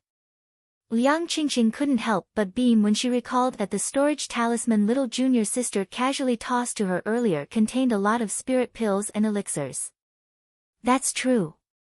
Prolongation pills are quite precious to other people, but they probably don't have much use for our little junior sister. That's right, useless things were all called scrap metal in Arbor's eyes. While they were chatting, the gong started again below. This time, the auctioneer gave an extravagant explanation of the prolongation pill's wondrous effects for a while. He could hear the hot-blooded cries of the idiots below. "Hurry and start. What's the starting bid? I have to bid for this prolongation pill." That's right. If I can take this prolongation pill, I might be able to extend my life by a few years. This prolongation pill is effective for mystic cultivators level 15 and below. It's just that the higher the mystic cultivator's level, the lesser the increase in lifespan. Yes, I've heard of it too. Ordinary people like us might be able to increase our lifespan by 10 or 20 years. Dream on. At most, it'll be 10 years. While everyone was discussing enthusiastically, the auctioneer smiled and said, "The starting price is 100,000 cultivation coins, each bid must not be less than 1,000. When this sentence fell, the enthusiasm of most people was suppressed with a swish. "Hee, 100,000 cultivation coins. Don't joke around, that was equivalent to 100 pieces of high-grade magnetite. Who could be so rich and overbearing to take out 100 pieces of high-grade magnetite in one go? Only those large aristocratic families or nobles would have that kind of boldness. It was better for them to just sit back and enjoy the show. As for the life-prolonging pill, it was better not to think about it. TSK, it's quite expensive." Liang Qingqing clicked her tongue and said, "It can't be that it won't be sold, right? I think not everyone can afford this price. There are plenty of people who want something like a prolongation pill."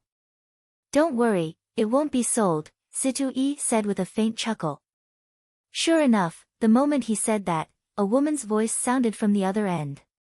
100,000. 101,000.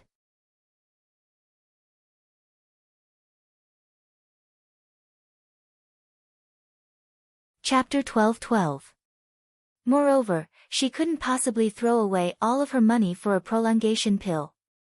She still had to make ends meet. "It's fine, Mississippi," the purple-clothed woman smiled at her and said, "I still have 30,000 mystic currency here. If you don't have enough, you can use it to make up the number." Commandery Princess nodded at the purple-clothed woman and thanked her gratefully.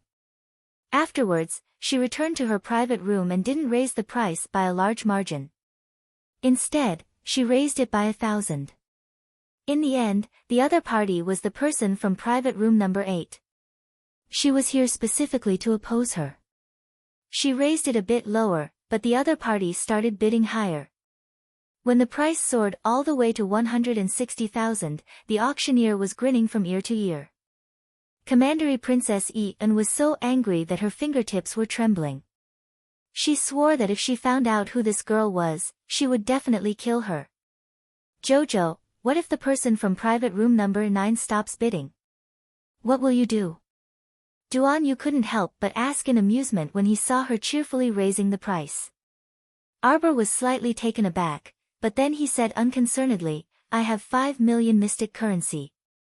At most, he would use the House of Treasure's money to buy that prolongation pill that he didn't really need. Duan Yu immediately cast a glance at Mo Yen, implying, you gave it to her? Mo Yen shook her head and said dryly, while you were rummaging around for a good item, Jojo put away 5 million mystic currency. Duan Yu, 170,000. Commandery Princess Yi-un's heart was trembling when she called out this price. She decided that if the other party raised the price again, she wouldn't buy it. Moreover, the price had already soared so high. Even if the other party bought this prolongation pill, it would be an arduous but fruitless endeavor. Why don't you add? Why don't you add? Commandery Princess Yi-un thought viciously, raise it to 180,000, I'll laugh at you. Is that person crying? Arbor suddenly asked. She could even tell that the girl from private room number 9's voice was trembling when she called out the price, as if she was sobbing. Then she's definitely crying. Liang Qingxing burst out laughing. A small life-prolonging pill soared all the way to 170,000 cultivation coins. If this were to spread out, no one would believe it. Xiao Mu nodded and said, then forget it. Let her buy it. Everyone's lips twitched. The auctioneer beamed with joy, 170,000 going once, 170,000 going twice. 170,000 going thrice. Deal. Congratulations to the lady in private room number 9 for obtaining an incomparably precious life prolongation pill. The audience below burst into thunderous shouts. Some people even stood up and applauded excitedly. It was as if they had bought the life prolongation pill. It was hilarious. Arbor glanced out of the window and shook his head. The people down there are like a bunch of fools. Situ Yi and the others almost choked on their tea. On the other hand, Commandery Princess Yi-un, who was inside room 9, sat there stiffly, as if she had not heard the auctioneer's words. She was in a daze. 170,000 cultivation coins. 170,000 cultivation coins were equivalent to 170 pieces of high-grade magnetite. She had taken out 170 pieces of high-grade magnetite to buy one prolongation pill. Just one pill. Why did she want to cry? She did not feel any joy at all. For the sake of the Queen Dowager's birthday this time, she had simply put down her hard-earned capital. Commandery Princess Yi-un sat there in a daze, her heart aching so much that she could barely breathe. Seeing that her miss was so angry that she could not speak, Su-er quickly soothed her. Chapter 12-13. The purple-clothed woman lowered her head, and her mouth twitched imperceptibly. This was quite a scam. Anyone who had spent 170,000 cultivation coins to buy a life-prolonging pill would probably feel the heartache of having to die. Looking at the petrified Commandery Princess Yi-un beside her, the purple-clothed woman suppressed her mirth and coughed lightly. Lass, give Miss 20,000 mystic currency. Bao Yan reluctantly took out a large bag of mystic currency from her sleeve and stuffed it into Commandery Princess Yi-un's hands. Commandery Princess Yi-un might even feel the pain of breathing. She stared blankly at the bag of 20,000 mystic currency in her hand, feeling that it was very heavy. She had brought a total of 150,000 mystic currency with her when she came out this time. Not only did she spend it all at once, she even borrowed 20,000 mystic currency. She simply wanted to cry but had no tears. Especially when there were knocks on the door, and the auction house's manager, who had a genial smile, personally ran over to deliver the pill to her and even sweet-talked her. She really wanted to yell at that fatty, "I'm not buying it. I don't want to buy it. I'm regretting it, okay?" But it was clear that that fatty was also a shrewd person. He had 2 burly level 10 body cultivators behind him to prevent customers from reneging on their bids. If she said that she wasn't buying it now, it would probably be even more humiliating. If the palace were to spread the rumor that Commandery Princess and had bid for a prolongation pill for the Queen Dowager but couldn't afford it, would she still want her face?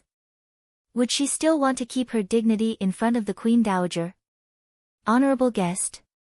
The smile on the fatty's face faded a little and turned into a look of suspicion. It couldn't be another customer who had bid but couldn't afford to pay, right? Okay. Commandery Princess Anne's voice was hoarse as she shakily took out a large bag of mystic currency from her inner world. She handed it to the fatty along with the bag of 20,000 mystic currency that Bao Yan had given her. The fatty nodded with a chuckle. After taking the mystic currency, he placed a prolongation pill on a tray in front of Commandery Princess Anne. "Honorable customer, please take care of your prolongation pill." Commandery Princess Anne reached out and shakily picked up a small transparent cup from the tray, taking that pill in her hand. This was the prolongation pill that she had bought for 170,000 mystic currency. The fatty said a few more words of praise. Seeing that she looked like she had suffered a severe blow, he didn't say anything else and waved his hand to instruct the 2 bodyguards to walk out together. Commandery Princess Anne sat on the chair in a daze as she gazed dejectedly at the sky-high price pill in her hand. All sorts of feelings welled up in her heart. "I see there isn't anything else to see in this auction, so why don't we leave now?" Commandery Princess Anne also truly did not want to stay in this sad place for too long, so she nodded and glanced at the purple-clothed woman. "May I know Mrs.'s name? I will definitely return the 20,000 mystic currency to Miss after a while." "My name, Xan." The purple-clothed woman blinked her phoenix eyes and said with a smile, "Don't worry, Mississippi. It won't be too late to return it to me when you're more relaxed." "My name is Shuayin." Miss Xan, Miss Princess.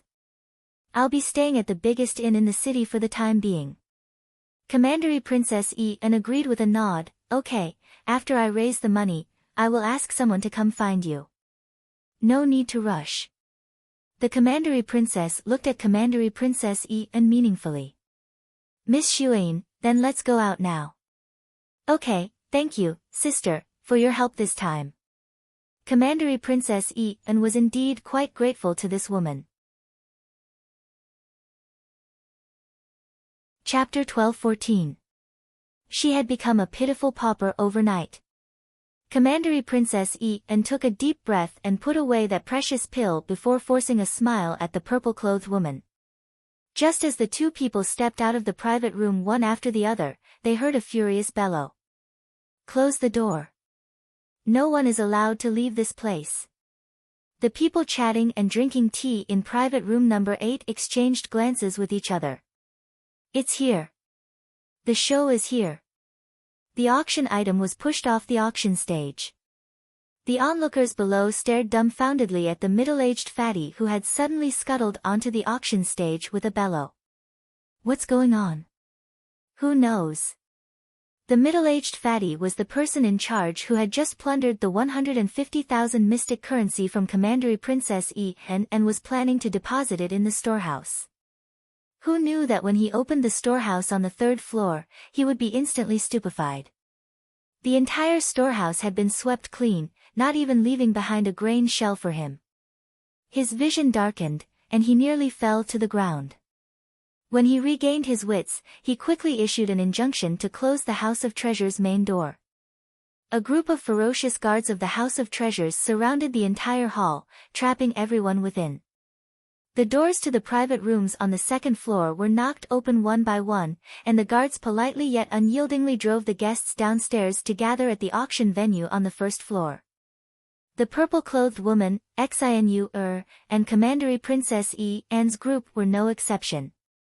Commandery Princess Anne's face had stiffened from anger, and she couldn't resist lashing out, "Why are you forcefully keeping us here?" She didn't even want to stay in this auction house for a second longer. Her heart ached so much that she was about to suffocate. Xinu quickly consoled Commandery Princess and "Miss Xuan, don't be angry. Let's follow them down and see what's going on first." Inside private room number 8, a brawny man cupped his hands at Mo Yen and company. "Everyone, please. The House of Treasures senior manager invites everyone to come downstairs for a chat." "Ha, your auction house is rather interesting." Liang Qingxing mocked with crossed arms, "You actually drove the guests out of the private rooms halfway through the auction? What are you trying to do? Can't you just openly rob us?" The burly guard rolled his eyes and politely and unyieldingly said, "This is the head shopkeeper's order. Please don't make things difficult for a small guard like me." "Alright, since this is someone else's rule, let's go down and take a look." Situ stood up first, pretending that nothing had happened, and walked out of the door. The group of people followed him downstairs.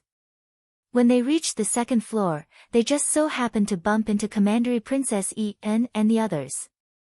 Commandery Princess looked at Mo Yen in a daze. Your Highness."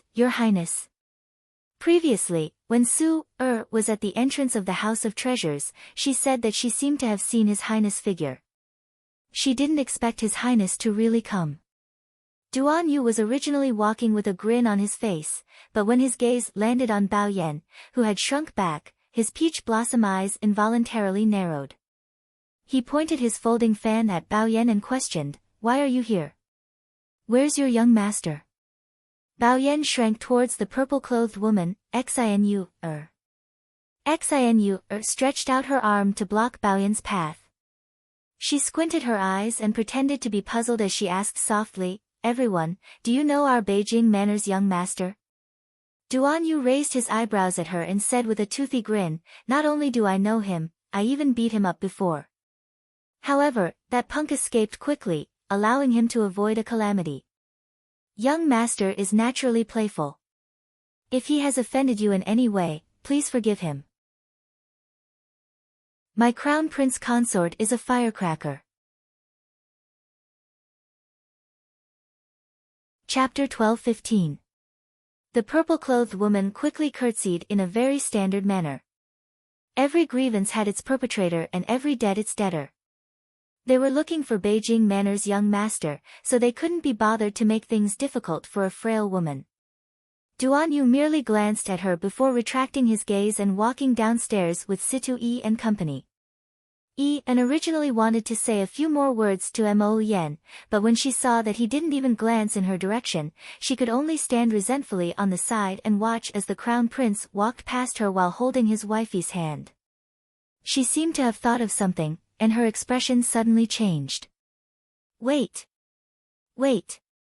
Seeing that the crown prince and company were ignoring her, Commandery Princess and quickly caught up and shouted, "Crown Princess, just now, was it you? Was it you who bid?" She had clearly seen the Crown Prince Consort's group walk out of private room number 8 just now. Fuck, the Crown Princess was the woman who had tricked her. The young Crown Princess turned to look at and in bewilderment. "What are you talking about? Stop pretending." And was about to explode from anger. How could there be such a pretentious person in this world? If the Crown Princess had said earlier that she wanted to bid for the prolongation pill, I wouldn't have dared to compete with you. But you didn't say. How would I know? Arbor stuck out a small hand to stop her chattering. Oh, it was you who wanted to bid for the prolongation pill. No wonder your voice sounded so familiar. Did I freaking run into 18 lifetimes of bloody misfortune? This crazy Crown Princess, could it be that she found her voice familiar, so she started bidding along with her? Mo Yen smiled faintly as he led his young Crown Princess downstairs. They didn't gather at the venue but headed straight for the tightly shut main entrance. Several guards from the House of Treasures who were going downstairs with them quickly stopped them and said sternly, "Everyone, you cannot go out right now.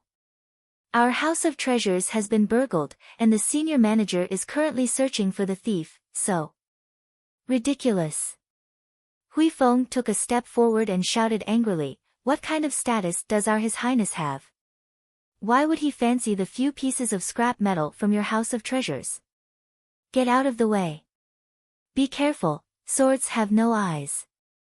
Crown Prince Emo stood on the side while holding his young Crown Prince Consort's hand, both of them simultaneously put on an aloof face. Just like that, he looked at the guards of the House of Treasures with an indifferent expression. In fact, this expression of indifference was quite useful. When you don't want to reveal your inner thoughts, when you want to act pretentious and unfathomable, you can use a faint smile to cover it up. Situ-Yi silently lowered his head as he watched from the side, the corners of his mouth twitching slightly. Needless to say, the Crown Prince had just accompanied his wife to go to someone's storeroom and looted everything. This wasn't absurd at all. Commandery Princess Yi-en pulled her maidservant along as she hastily chased after the Crown Prince's party. She did not want to stay in this place for another minute. "It's fine, Miss Xuan." The purple-clothed woman consoled her, "It's just a small problem. We will be able to leave very soon." Commandery Princess Yi-en smiled at her. "Miss Xan, don't worry. I will find you very soon and return the 20,000 mystic currency to you. Miss Xuan, you and I are friends, so these are all trivial matters." The purple-clothed woman explained with a smile, "Nowadays, the price of goods has skyrocketed. In the past, 10 pieces of high-quality magnetite of good quality could buy half a city. Now, sigh. It's not even enough to buy 30 days' worth of food. Moreover, it's such a precious prolongation pill." Chapter 12-16. Commandery Princess Yi-en felt a bit better when she recalled how precious the prolongation pill was. When she looked up, she saw a group of people surrounding the House of Treasures' senior manager as that middle-aged fatty strode over. The middle-aged fat man glanced at them suspiciously. He stepped forward and cupped his hands politely. "You are. This is His Highness the Crown Prince and the Crown Princess." Hui Feng explained with a taut face, "These two are the Duan clan's 4th young master and the Heavenly Dao sect's young sect master." When the middle-aged fatty heard this, he nearly broke out in a cold sweat. He quickly rubbed his hands together and said, "I did not know that your highness had graced us with your presence. Young sect master, 4th young master Duan, excuse me. Something happened to our House of Treasures tonight. I don't know which thief snuck into our warehouse and looted everything. That's why we have neglected everyone. I hope you don't blame us." Mo Yen waved her hand at him. "Can we leave now?" Of course, of course. How would this middle-aged fatty dare to stop them? He immediately had someone open the door and let them out. Commandery Princess Yi-en quickly followed after them. When she saw someone obstructing them, she berated, "How dare you? We are with His Highness." Mo Yen and the others didn't pay attention to her and boarded the carriage without consulting her. The middle-aged manager gave them a look and blocked Yi-en's group of 4. That fatty strode forward with a chuckle. Arbor sat inside the carriage and looked through the curtain. She then glanced at Lu Yexin, who was sitting in the corner of the carriage, and asked aloofly, "What are you waiting for?" Everyone looked at Arbor in confusion, unable to understand what he was saying to Lu Yexin at this time.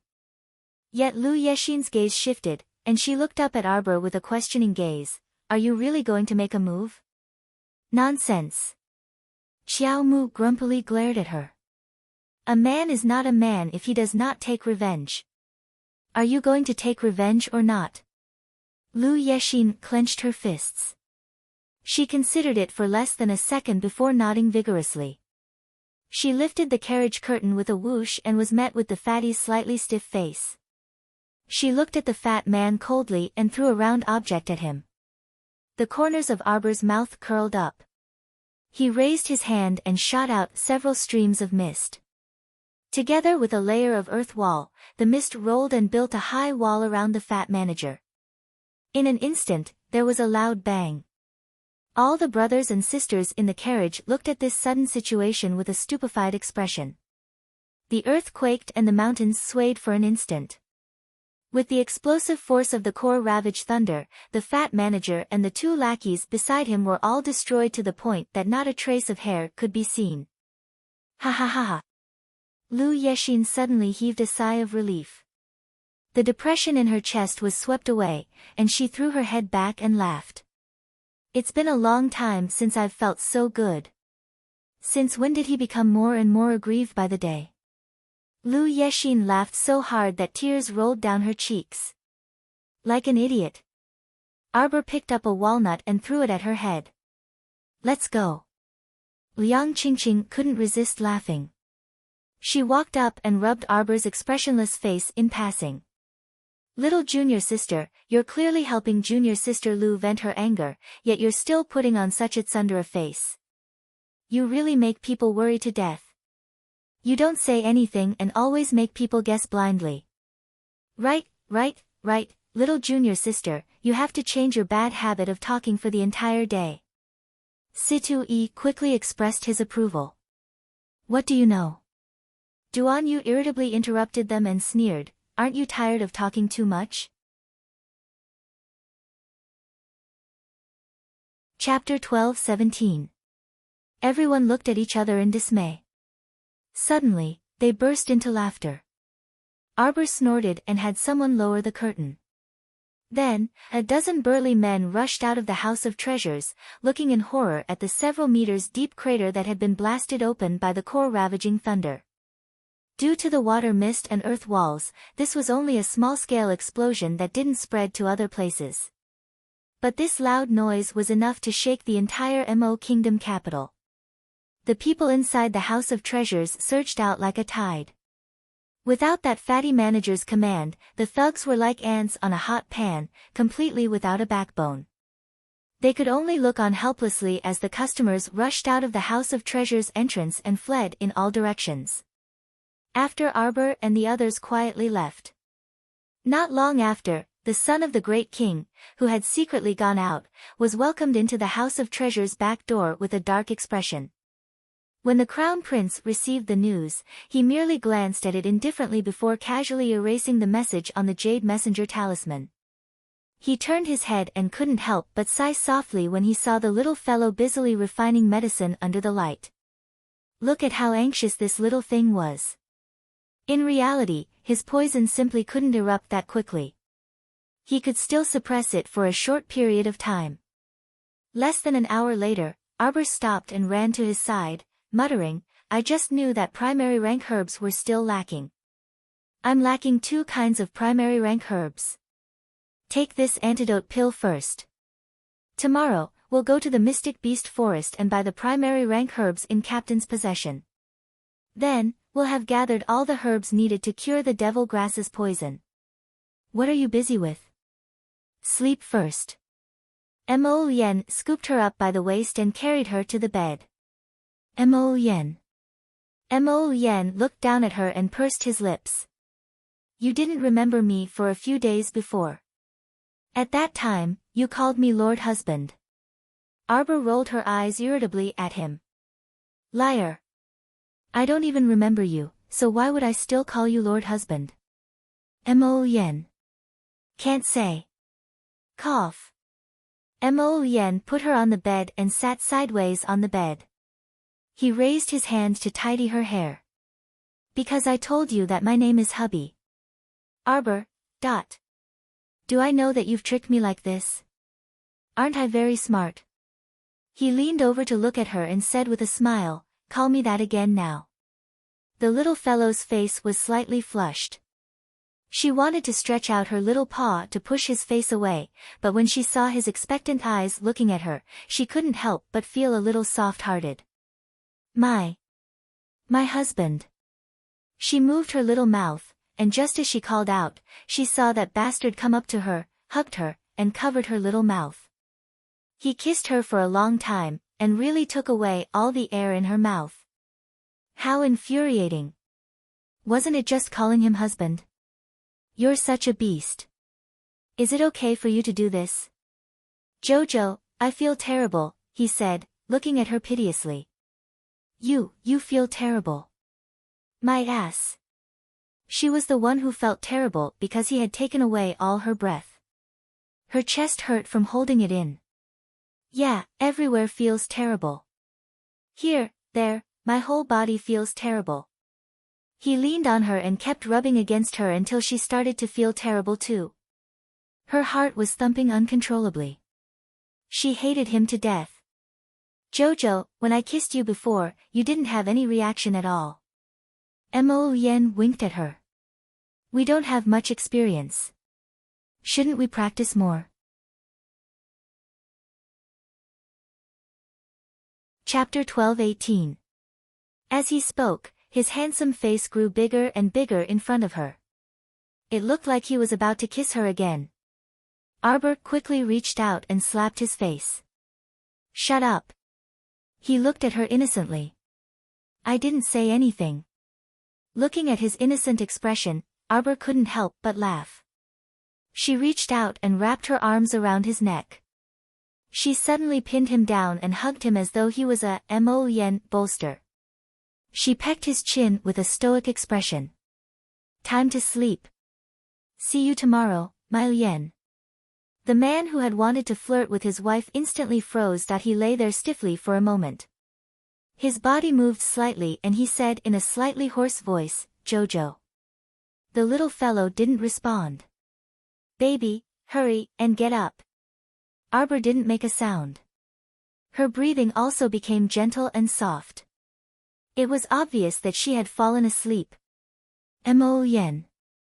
You can actually fall asleep in less than 3 seconds while lying on top of me. You. How infuriating. Wasn't he beautiful and charming enough? Why did this unromantic little girl fall asleep in less than 3 seconds while lying in front of him? He really wanted to bite her, but he was worried that he would disturb her sleep. Mo Yen looked at this annoying little thing with a worried expression. He hugged her waist and rubbed against her soft body. He sighed faintly. What am I supposed to do with you? He let his imagination run wild for most of the night. He didn't know when he fell asleep. When he opened his eyes, he saw the little fellow staring at him with a pair of big longan-shaped eyes. Her eyes were round and round as though she was looking at a monster. Why are you here? When Mo Yen heard this, he couldn't help but get angry.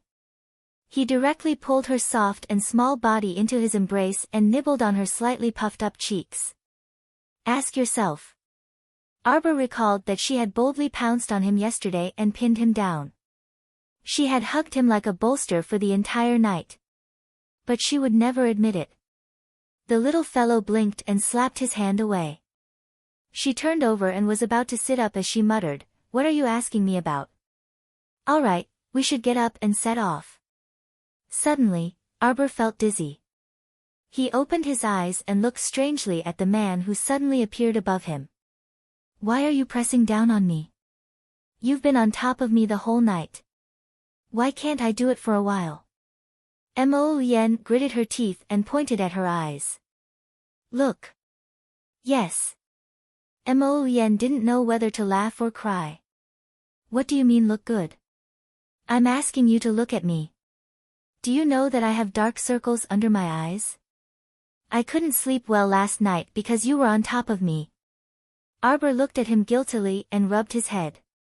All right. I'll let you sleep well tonight. And then? What then? Arbor's eyes fluttered as he looked around. His small hand nudged his body. It's getting late. We still have to set off for that small base in the Mystic Beast Forest in a while. I want you to press me back. Arbor's mouth twitched. He hugged him and shouted, No way, no way. It's fine if you don't press me back, but you have to kiss me 3 times. Bargaining. Arbor rolled his eyes at him and quickly leaned over to kiss his cheek. We're done kissing. Get up. Prince Mo looked at him with dissatisfaction. Perfunctory. This time doesn't count. You still owe me 3 kisses. I'll make them all up next time.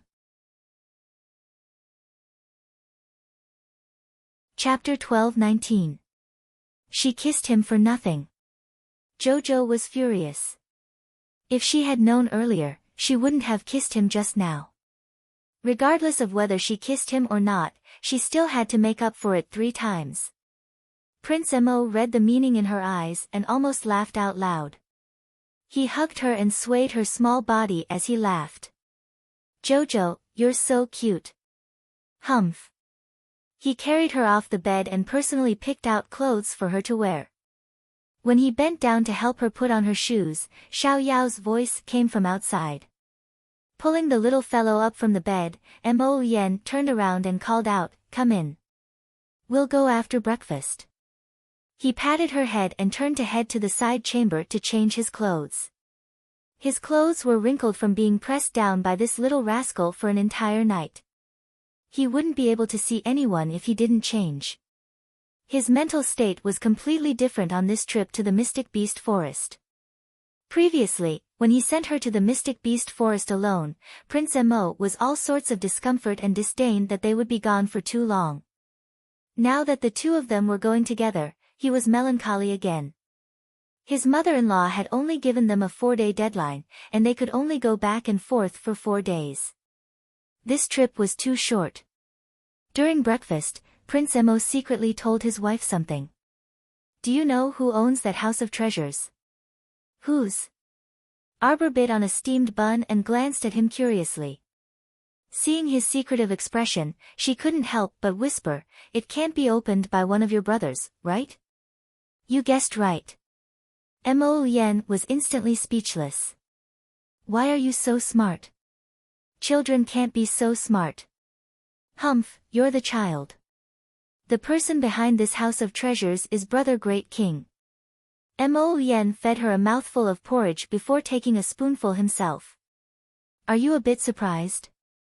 He's always been poor, but he actually has the money to open a house of treasures this time." Prince Mo shifted his stool towards Arbor and whispered to her, "There's someone behind him." Arbor also lowered his voice. Who could it be?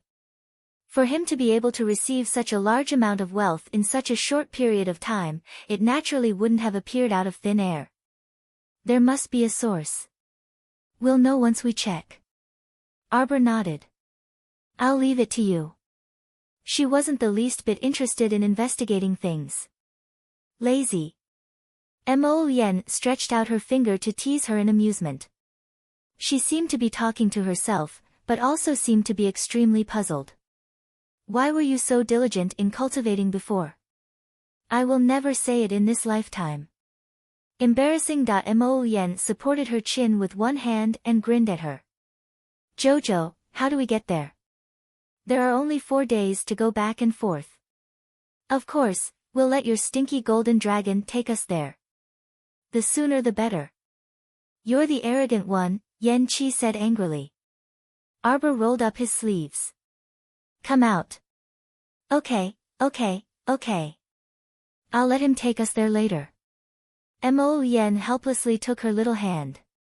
She was used to these two little fellows fighting each other whenever they met. "Can I beat him now?" Arbor turned to ask Mo Yen. Mo Yen glanced at his wife and shook his head sincerely. The little fellow immediately stood up angrily. "Forget it then." Yen Qi's angry voice sounded.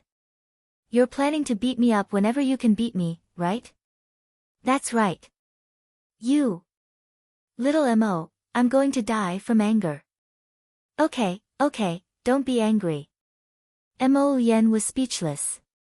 She coughed softly and pulled Arbor out. "Little Seven, come out."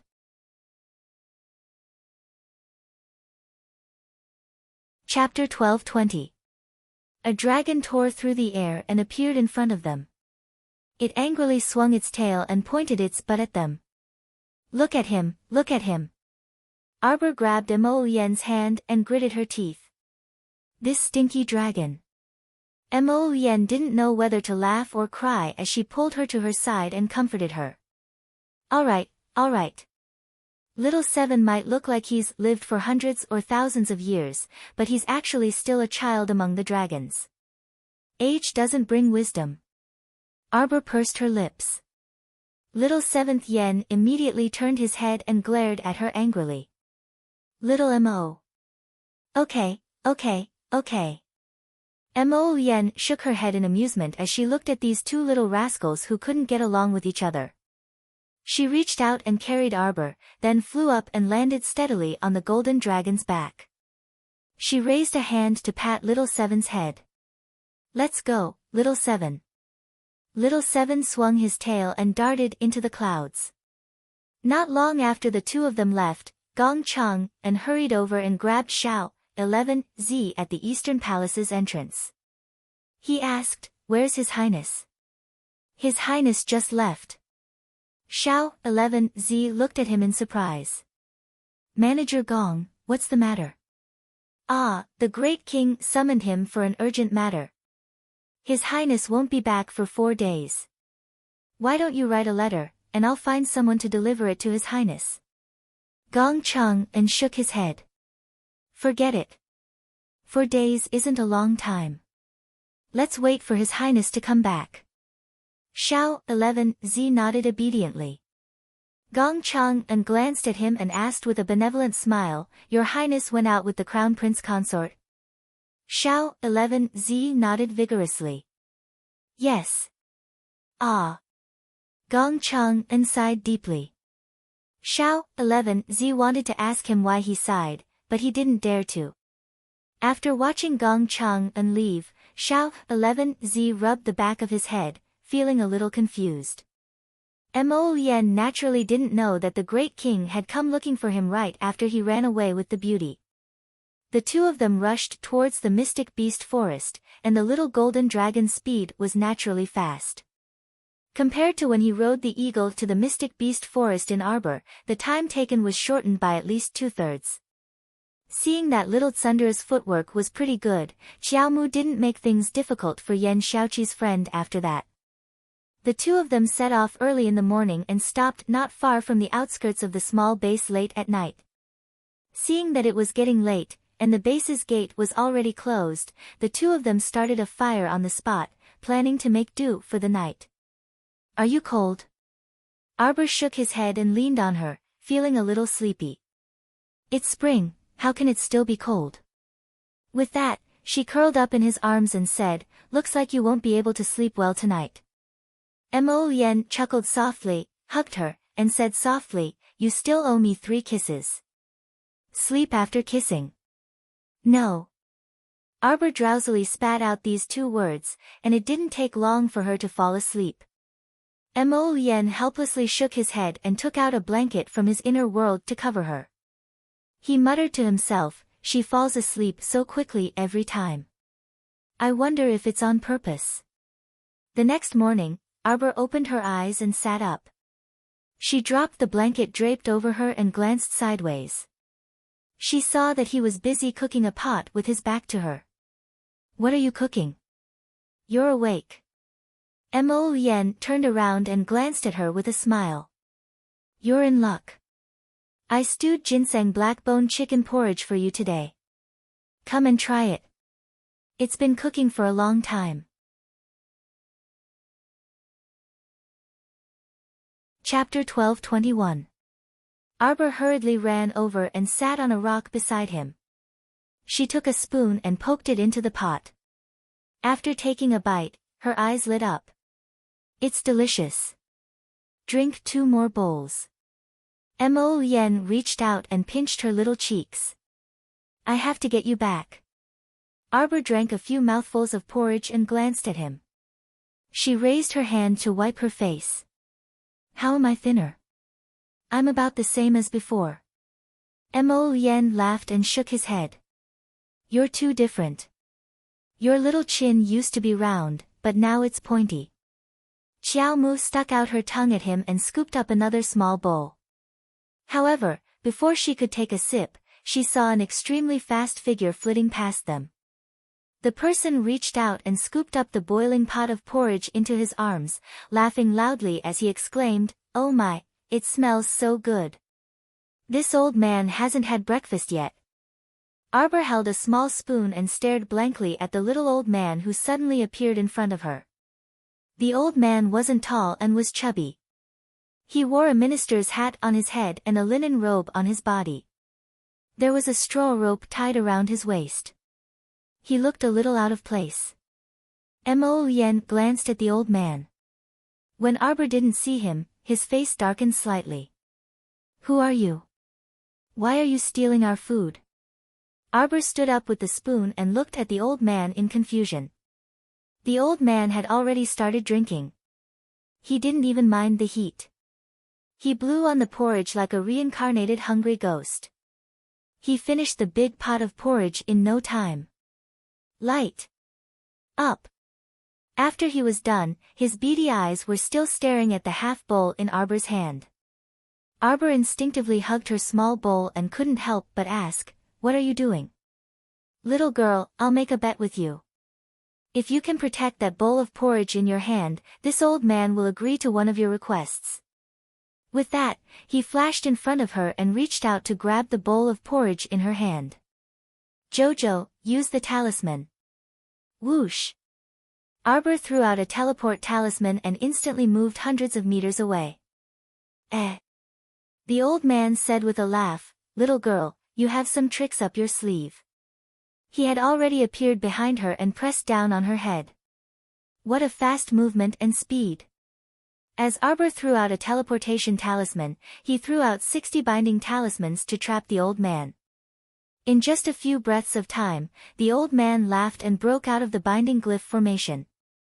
Amazing, amazing. He's not inferior to Mu Xingqian, who's known as the #1 genius of the talisman aristocratic family in the Divine Prefecture. While the old man was smiling, his moves were extremely fast. Every attack was aimed at the bowl in Arbor's small hand. The old man was about to snatch the bowl from her hands. In her panic, Darling Qiao threw her head back and gulped down the small bowl of porridge. After she was done, she threw the bowl on the ground and said angrily, "You didn't get it." The old man stopped with a dumbfounded expression. He stared blankly at her for a few seconds before suddenly laughing out loud. Mo Yen saw this from the side, and the corner of her mouth couldn't help but curl into a smile. Okay. This old man is willing to accept his loss. What request do you want me to agree to? Mo Yen quickly moved to Arbor's side, tugged at her small hand, and whispered a few words to her.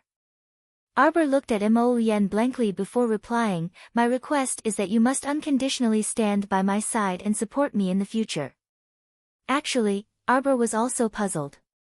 She didn't understand why Mo Yen would say this to her. Chapter 12:22. The old man glanced at Prince Mo and snorted. He found a rock and sat down. You're obedient. You just said what I asked you to say. Sly little girl. The old man rubbed his round belly before turning to look at Mo Yen. He said with a spurious smile, "All right then, this old man isn't someone who can't afford to lose. Oh right, do you two have any dry food? Give it to me." Although he had a lot of food with him, he didn't know how to cook. They had been hungry for 2 days. How miserable. Mo Yen glanced at him and threw him a bag of wheat biscuits. He pulled his wife and walked towards the small base. The old man stood behind the two of them and looked at them meaningfully. He opened the bag and took a bite out of it. "Alas, I didn't expect that I, the third elder of the Divine Lands Presbyterian Academy, would be reduced to eating dry food in this shabby place," he muttered as he followed the two of them. He followed them at a steady pace, neither too far nor too close. Arbor felt that the old man didn't leave. She turned to look at him and tugged at Mo Yen's hand. "Who is this old man? Why does he keep following us?" "Ignore him," Mo Yen said lightly. He held her little hand and walked into the base openly. There was an idiot who wanted to make him pay the fee. Yes, he was thrown out by him. He should be massaging his old waist in the corner now. Arbor was familiar with this adventurer base. She pulled Mo Yen all the way to the mission distribution center. She had made an appointment with the giant bear squad to buy all the primary herbs they dug up a month later. But it had been 2 or 3 days since the appointed date. She wondered if they were anxious. Arbor and Mo Yen walked to the mission distribution center hand in hand. The closer they got to the place, the more crowded it was. There were many people there and they were making a lot of noise. The two couldn't squeeze in at first. They stood outside the crowd and couldn't see the sign of the mission distribution center. Arbor heard the voice of Gao Sheng, the captain of the giant bear squad, from the crowd. "We're not obstructing anyone. The herbs are piled up in the open space. No one usually goes there. Why are they taking up space?" "TSK, Captain Gao, you must be joking. That pile of herbs of yours is occupying the latrine pit but not shitting. How many days have they been there? You're really looking forward to that little girl coming to collect those medicinal herbs." "Ha ha ha ha ha." The captain of the Proud Hawk squad laughed mockingly at Gao Sheng as he hugged a gorgeous woman. "Maybe he's just teasing you." That's right, 1 cultivation coin for a low-level herb, how is that possible?" Although low-grade medicinal herbs also had the word medicine in them, to put it bluntly, they were really just grass. "Ha ha ha ha ha. There are so many in the Mystic Beast Forest, and you can have as many as you want. If you really purchase them like this, then the young lady's hard-earned capital will be gone. I think that girl is a liar. She won't come again." "You're talking nonsense," Sister Gu shouted angrily. "You're not her, so why are you making wild guesses about her? Maybe Miss Chiao was delayed for a few days because of something." "Delayed? Ha ha ha ha. Only someone as naive as you would believe it. Maybe she took a peek and saw that you guys actually picked over 200,000 primary herbs. She was scared witless by your extravagance and ran away." Everyone roared with laughter. Chapter 12:23. Gao Sheng's face flushed slightly red. He opened his mouth, but he didn't know what to say. Could it be that the Proud Eagle Squad's captain's crow's beak was spot on? Miss Chiao saw that they greedily plucked over 200,000 stalks of medicinal herbs and was so scared that she didn't want to come. But when they were plucking back then, they only thought that the more they plucked, the better. In fact, they didn't have to charge her 1 mystic coin per stalk. The plump woman, Hua Gu, spat at the Proud Eagle Squad's captain. "Scram, scram, scram. What does it have to do with you? This is our huge bear squad's business. You idle people really have too much free time. Isn't it because your trash piled up in the open space is in the way? That's right. If you don't take care of it by today, we'll have to help you take care of it. Ha ha ha." Everyone's mocking voices rang out, and they all looked at Captain Gao Sheng as if they were watching a good show. Gao Sheng gritted his teeth. "You don't need to take care of it. We can do it ourselves. Captain." Suddenly, a melodious voice that seemed like the sound of nature landed in the ears of the huge bear squad members. They all turned their heads in disbelief, only to see a pair of exquisitely carved jade people standing outside the crowd. Their brows were drawn together like a painting as they stared fixedly at them. Sis Ge's eyes lit up when she looked over. "Little Chiao." The little girl forcefully kicked aside the Proud Eagle Squad members blocking her way and extended a small paw, waving at them in a friendly manner. Gao Sheng's tears were about to fall. This little grandaunt finally appeared. Arbor trotted all the way to Captain Gao and extended a small paw. He stood on his tiptoes and patted Captain Gao's shoulder. "Captain. I'm late. I was delayed by something earlier. You've been waiting for a long time." Not long, not long." Gao Sheng's current mood was like a completely different person from his earlier gloomy mood. Now, he was so happy that he wanted to fly. "Captain." The little fellow looked up at him, but before she could speak, she was stopped by 2 slightly pleasantly surprised voices. "Little Chiao." Sis! Little Sixth Zheng and Princess Xiaomi ran over one after the other and circled around her, unable to restrain their joy. We finally waited for you. Ah! Arbor looked at the two of them, a trace of embarrassment appearing on his little face. You've been waiting for me here. These two slow-witted children, if she hadn't thought of returning to this small adventurer base in the Mystic Beast Forest, then wouldn't they have been weathered from waiting? Yes. The two nodded at the same time. Xiaomi's personal bodyguard, Gong Sun Lai, slowly walked over. Hearing this, he crossed his arms and said, Princess Mi said that you will definitely come out from the forest. No matter what, I have to stay here and wait for you. Sorry for making you guys worry, Arbor said softly. It's good to see that you're fine. Xiaomi said with a smile. Then, she lowered her voice and leaned closer to her. Oh right, why did I hear that you picked up a phoenix egg? Is that true? Yeah. Arbor nodded. In the next instant, Xiaomi slapped him on the shoulder. Wow, your luck is too good. Where did you find it? Arbor pinched her sleeve. You might not believe it, but when I was walking on the road, it suddenly fell from the sky. Princess Xiaomi and Gong Sun Lai's bodyguard chuckled at the same time.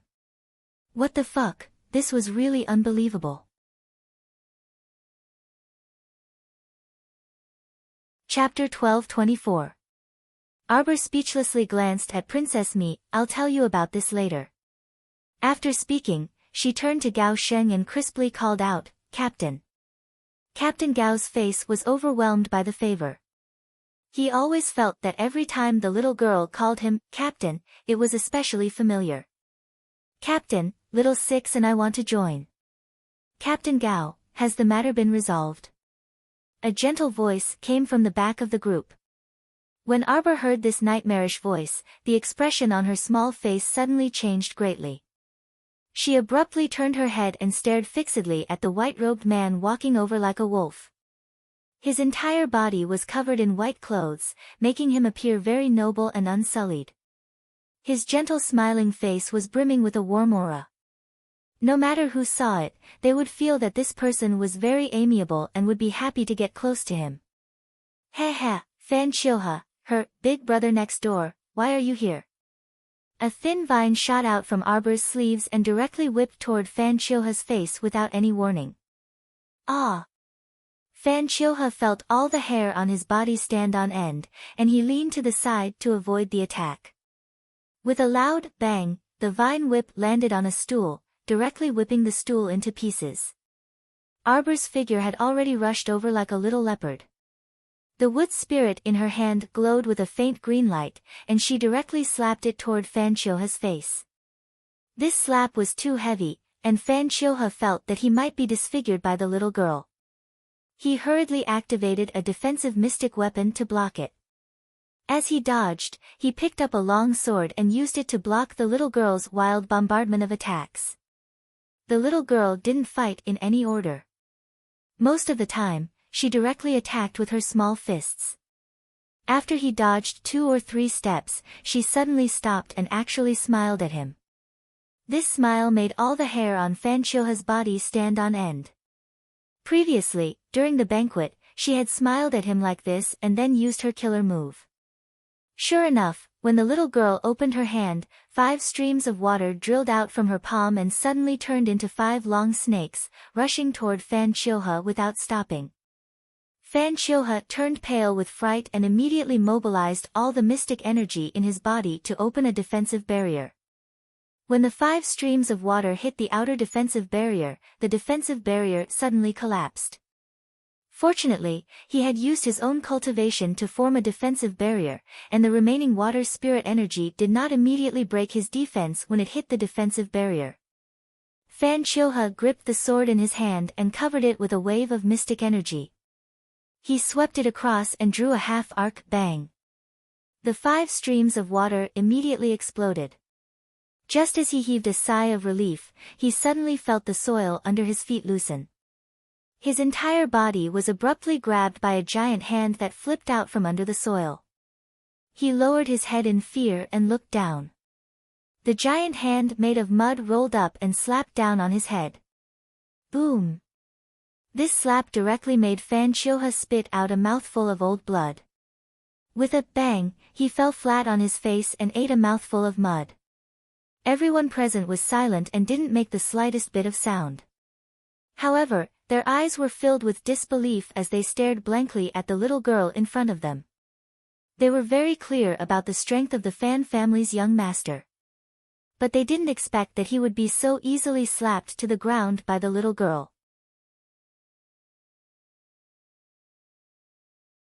Chapter 12:25. Without waiting for the Fan family members to rush forward, Arbor appeared in front of Fan Chioha in a flash. The startled swan dagger instantly flew out of her conscious. With just a wisp of her spiritual perception, she quickly pressed it against Fan Chioha's neck. Still as useless as ever. Arbor paced 2 steps in front of him and glanced sideways at the few Fan family members who wanted to rush forward. She waved her hand at them and said, "If you dare to come forward, I'll slit open his neck right now and make him piayu and spit out a lot of blood." The few Fan family members stared blankly at the young lady in front of them. They only felt that her current expression carried a hint of terror amidst her naivety.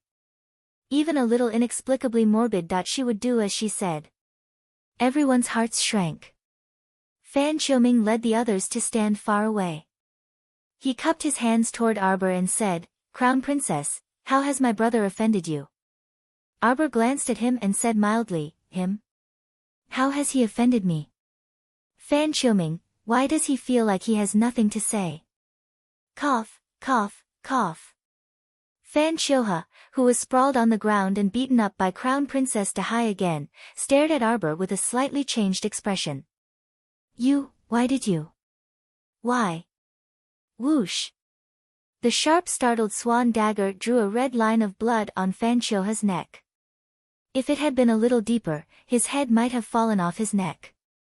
Fan Chioha was greatly alarmed, but he still maintained a big brotherly smile on his face. Only, because he was nervous, his fingers were already curled up. Crown Princess. Mo Lien quickly walked to Arbor's side and pulled her into her arms, stroking the back of her head to comfort her. The desolate aura that this child exuded just now was heart-wrenching. There must be something wrong with this Fan Chioha. Otherwise, Jojo would not be on the verge of losing control every time he saw him. Fan Chioha, stay away from the huge bear squad. Never step foot in their midst. Otherwise, you will die without a burial ground, do you understand? Xiao Mu turned her ice, cold small face over and indifferently gazed at that big brother next door. Fan Chioha's heart suddenly shrank, but he still maintained a trace of calmness on the surface. He didn't dare to nod because there was still a startled swan dagger at his neck. Crown Princess, you must have misunderstood something. I'm here today to ask the giant bear squad for a small mission. Are all of you from the Fan clan good-for-nothings? Arbor looked at him coldly. You're not allowed to ask the giant bear squad for help. Withdraw your bullshit mission immediately. Also, get out of my sight immediately. I don't want to see you. This was really something that he didn't want to see. Fan Chioha's hands, which were pressed against the side of his robe, clenched tightly and revealed a somewhat embarrassed smile. The Crown Princess has given a clear order. Chioha does not dare to disobey. After saying that, he stiffened his neck and looked at the startled swan dagger at his neck from the corner of his eye. He walked stiffly to the table in the mission distribution center and quickly cancelled the mission that he had just issued to the giant bear squad, paying a certain amount of penalty for breaching the contract. Arbor gave a rare faint smile. That's good. In the future, don't let me see you sticking to the giant bear squad like a fly, understand? Also, take good care of your own life. I'll be coming for you very soon. Fan Chioha only felt that this crown princess's expression hid an infinite amount of strangeness.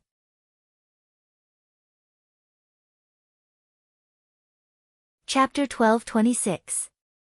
Arbor willed it, and the startled swan dagger flew back to her fingers with a whoosh. With a slight turn of the sharp dagger, it disappeared into her conscious with a whoosh. Fan Qiuming hurriedly rushed forward to support Fan Qiuhe, and led the Fan family away with their tails between their legs. Xiaomu gazed coldly in the direction they left in and didn't say anything else. Her small head twitched in Mo Lian's embrace as she looked up at him. What is it? Mo Lian didn't let go of her, only lowering his head to smile at her. Are you feeling better? Arbor nodded. After Fan Qiuhe left, she felt that the air here was much better. Every time she saw him, she would constantly recall that dark past. It was truly unbearable. Of course, she felt that this unbearable feeling would be resolved very quickly. Before she dealt with this Fan Qiuhe, she had to understand one thing. Was this Fan Qiuhe related to that Shuntian Prefecture's prefecture chief? Her previous pitiful marionette-like life was mostly bestowed upon her by the Shuntian Prefecture's prefecture chief. She suspected that it was because she had opened her mystic meridians at the age of 16 that the Shuntian Prefecture's prefecture chief sent Fan Qiuhe, this smiling big brother, to her side. Thinking of this, darling Qiao couldn't help but shiver. Could it be like this? Or was she overthinking it? Jojo, can't you tell me? Mo Lian frowned slightly, reached out to hug her slender waist, and lowered his head to look at her. I can't tell you about Fan Qiuhe. Xiaomu gazed at him in a daze. Her pair of slightly morbid, pitch-black eyes that resembled an ancient well flickered, and she lowered her small head and said, I can say it. Later, I'll tell you all about the enmity between me and Fan Qiuhe, okay? Okay. While Mo Lian was pleased, his mood was also a little heavy. Then you have to tell me about that strange old man's identity. Mo Lian was stunned, then smiled and pinched her little face. Children shouldn't be so smart. You'll grow up faster if you're a little stupid. I'm going to be of marriageable age in half a month. I'm not a kid anymore. Arbor angrily slapped his hand away. You have to tell me. All right, Mo Lian smiled and nodded, as long as it's something you want to know, I'll tell you anything. That's more like it. The little girl looked at him with satisfaction. She suddenly remembered that she had been interrupted by that damned Fan Qiuhe while she was talking to the captain. She quickly turned her little head around and said to Gao Sheng in a crisp voice, Captain. Little Six and I want to join the giant bear squad. Captain Gao was dumbfounded and flattered. He didn't know where to put his hands. Just now, the little girl's battle prowess was fully displayed. Such a strong little girl actually said that she wanted to pull her friend to join their unknown giant bear squad. What should he do? It seemed very inconceivable. Captain Gao looked at the little girl with a dumbfounded expression for a long time, then hurriedly nodded and said, Okay, okay. Little fellow, if you want to join our giant bear squad, we naturally welcome you. It's just that. Captain Gao scratched his head and said a little embarrassedly, our giant bear squad isn't that strong. Have you thought about it? All the members of the giant bear squad fixed their gazes on the girl for a moment. In the early morning of this day, the giant bear squad was joined by two amazing members.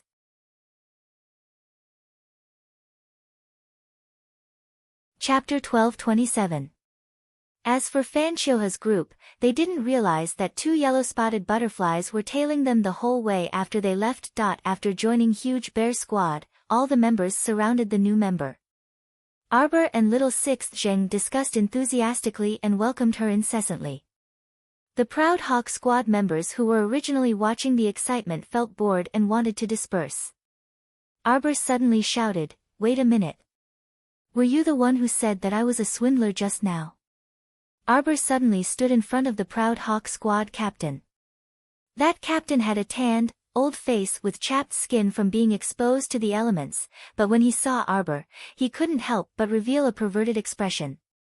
He took a step forward and pressed closer instead. What, does the little miss have some advice? What are you doing? Everyone in Huge Bear Squad surrounded her in a huff, and the leader, Captain Gao, pushed the Proud Hawk squad captain away with a slap. Stay away from our Xiao Qiao. Classmate Mo, who was blocked outside the encirclement by a group of burly huge bear squad members, looked at his wife across the human wall, feeling extremely stifled. What to do if his wife was too popular? I'm here to collect medicinal herbs right now. Captain, how many medicinal herbs did our squad collect during this time? There are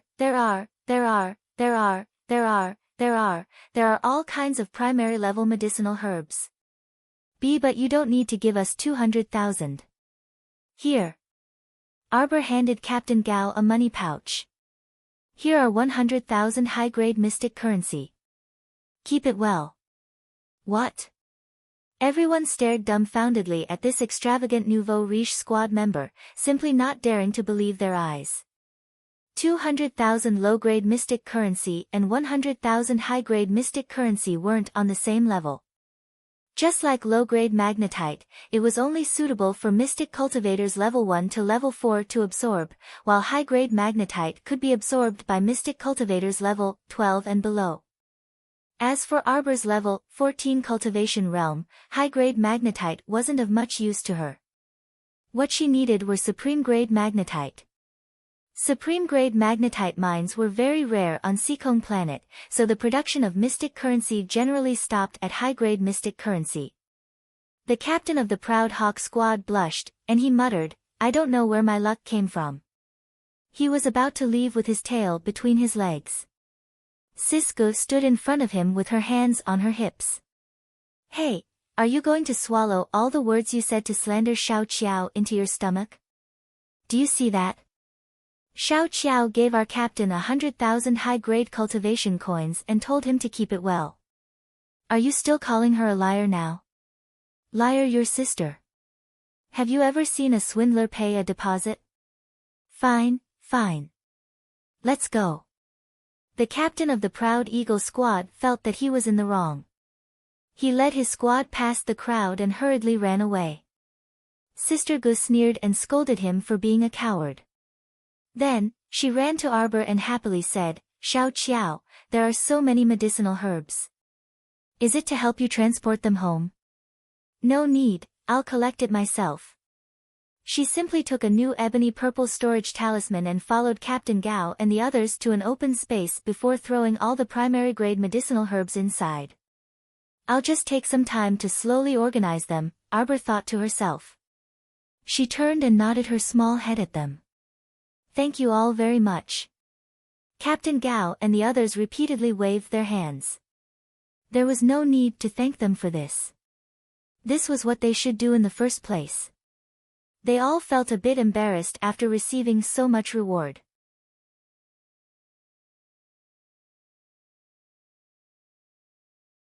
Chapter 1228. This nouveau riche teammate was so generous, it was obvious that he was helping them. "Since there's nothing else, why don't we return to the city together tomorrow?" Captain Gao thought it was a good idea.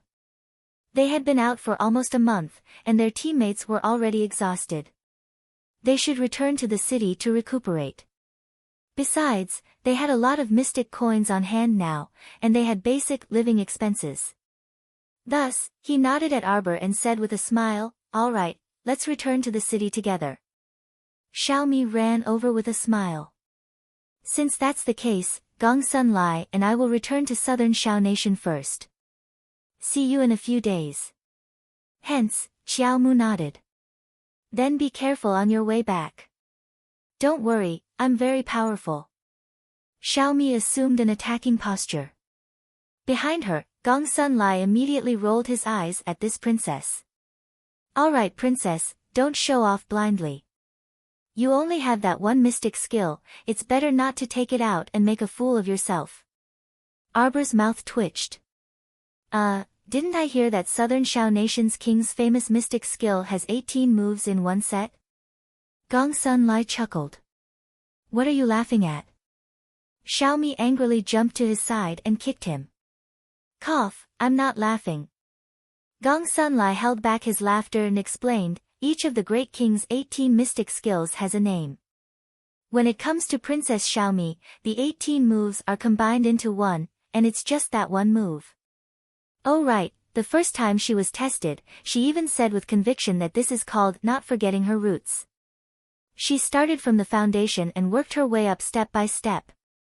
The great king even praised her for her talent, and that she could take on a great responsibility and inherit the legacy of Southern Shao Nation's royal family. Xiaomi coughed dryly and pretended to look around. She lowered her head and played with the corner of her clothes. 3 months later, the great king tested the princess for the second time and discovered that she was still using the same move. The great king's expression began to turn heavy, but he still praised her for practicing it well. She painstakingly practiced it just for this one move. Xiaomi, Gong Sun Lai said with a faint smile. 3 months later, the great king tested her for the third time.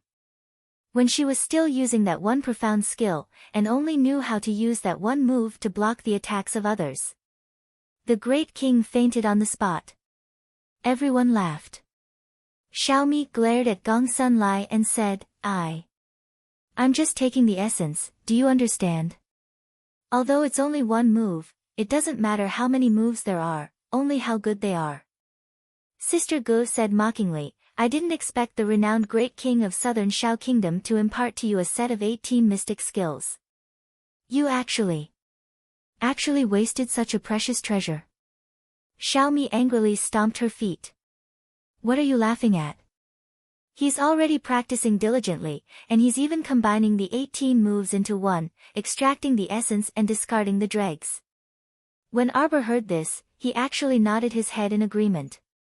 That's right, the number of profound skills has never been a factor. It's only a matter of how deep one's comprehension is. If I can combine the 18 moves into one move, then it will definitely be the best of the best. It will definitely be very powerful.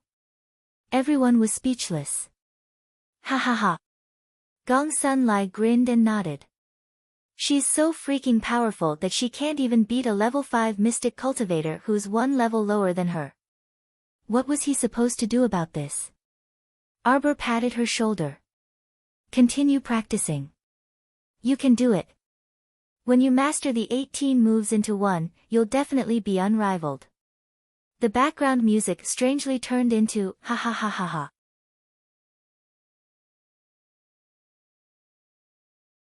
Chapter 1229. After parting ways with the princess of the Southern Shao Kingdom, darling Qiao still followed beside Mo Yen with a strange expression and asked, why can't they stop laughing? Is it very funny? Mo Yen hugged her small body with a smile and nodded. It's funny.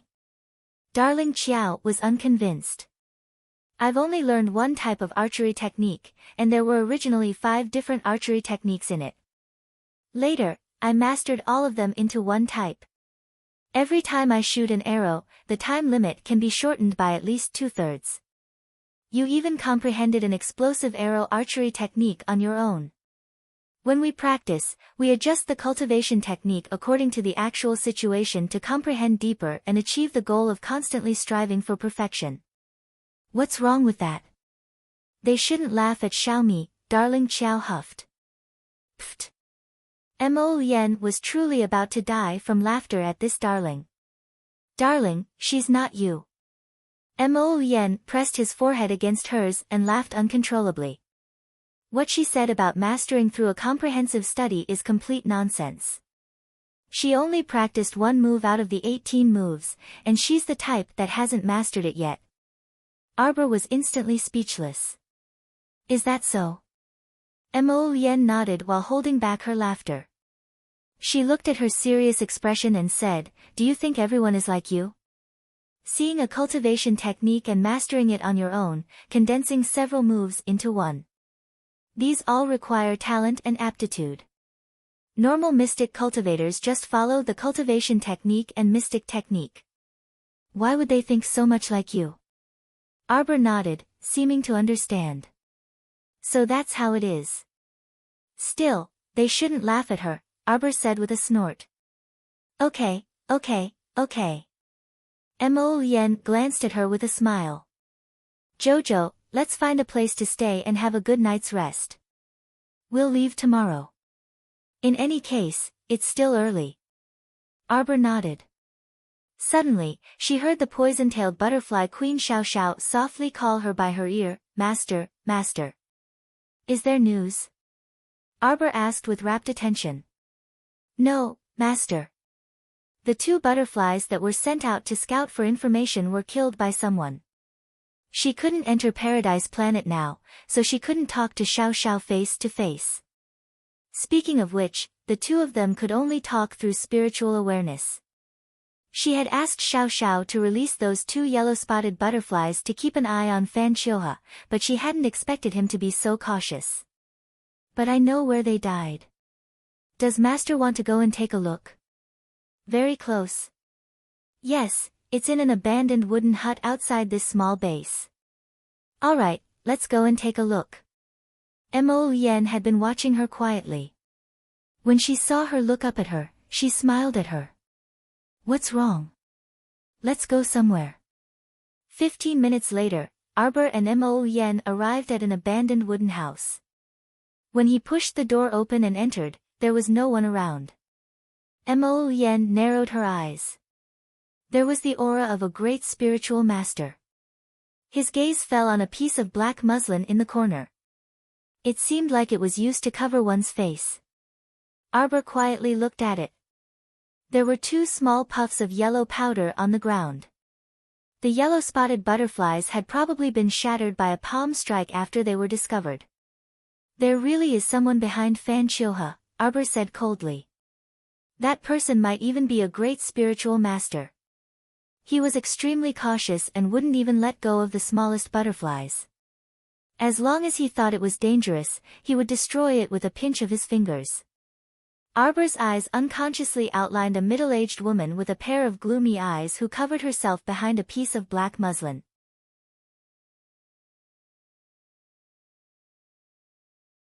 Chapter 12:30. She suddenly opened her eyes and involuntarily shuddered. Mo Yen hastily pulled her into his embrace and stroked her back soothingly. "What's wrong, Jojo?" Arbor shook her head. It's nothing. There aren't any clues left behind here. Do you want to send someone to stay here and keep watch?" Arbor nodded. The people who came into contact with Fan Chioha should be very cautious. "I reckon that this place won't appear again. Let's go back. I'm a bit tired." Seeing that her expression was indeed a bit tired, Mo Yen held her by the waist with heartache and drifted out of the shabby little wooden hut. After a good night's sleep, the next morning, after washing up and going out, she saw that the huge bear squad was already waiting outside. Little Sixth Zheng, dressed in black, stood nimbly and vigorously under the morning light. He turned to smile at her and nodded. Mo Yen grabbed his wifey's hand and cast a sidelong glance at little Sixth Zheng. When Captain Gao saw her come out, he immediately grinned, revealing his white teeth. "Xiao Qiao, are we going back by Flying Eagle?" "Okay." Arbor nodded. In any case, there were still 2 days left from the 4-day time limit that her mother had given them. They could still make it if they slowly ran back by Flying Eagle. "Okay." The squad members walked outside in a hubbub. Arbor glanced out of the corner of her eye and saw that fatty and strange old man that she had previously encountered at the base's entrance. Knitting her brows slightly, Arbor looked up at Mo Yen. Seeing that his expression didn't change at all, she didn't say anything either. The 2 hopped onto the Flying Eagle and followed the huge bear squad back to the Mo Kingdom capital. Arbor sat on the eagle's back and gently leaned against Mo Yen's body, watching the eagle ascend into the sky as if it was dispersing into the clouds. Only then did she organize her thoughts and say softly, "Mo Yen, do you believe that miracles exist in this world? I, once, had a very long dream. In the dream, I died once. That kind of feeling was so real that you almost couldn't believe it." Following her dreamy voice, Mo Yen only felt that his breathing had also stopped, that he completely didn't want to understand what his Jojo had died once meant. He didn't want to think about it. As soon as he thought about it, he felt like his heart had been sliced open by a knife and was about to be cut out. He suddenly tightened his arms around her waist. "What do you want to say, Jojo?" I know that corpse puppets can erupt, I know that corpse puppets can grow. I know that everything will go according to the dream I had, and it will proceed slowly and in an orderly manner. It's just I don't want to go back to that dream. Mo Yen, did you know? In that dream, someone had been controlling my life the entire time.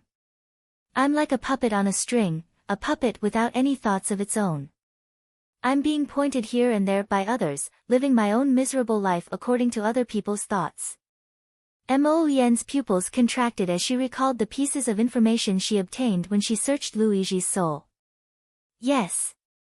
Someone had always wanted her JoJo to lead a good life. Someone had always been spying on her in the dark, wanting to destroy her hard-earned happiness. Him. How could he allow it? In that dream, I was captured by Fan Qiuhe. He broke all my limbs. JoJo. Mo Yen looked at her in horror, and his hands involuntarily hugged her waist tightly. It was as if he wanted to embed her deeply into his embrace at this moment and protect her firmly.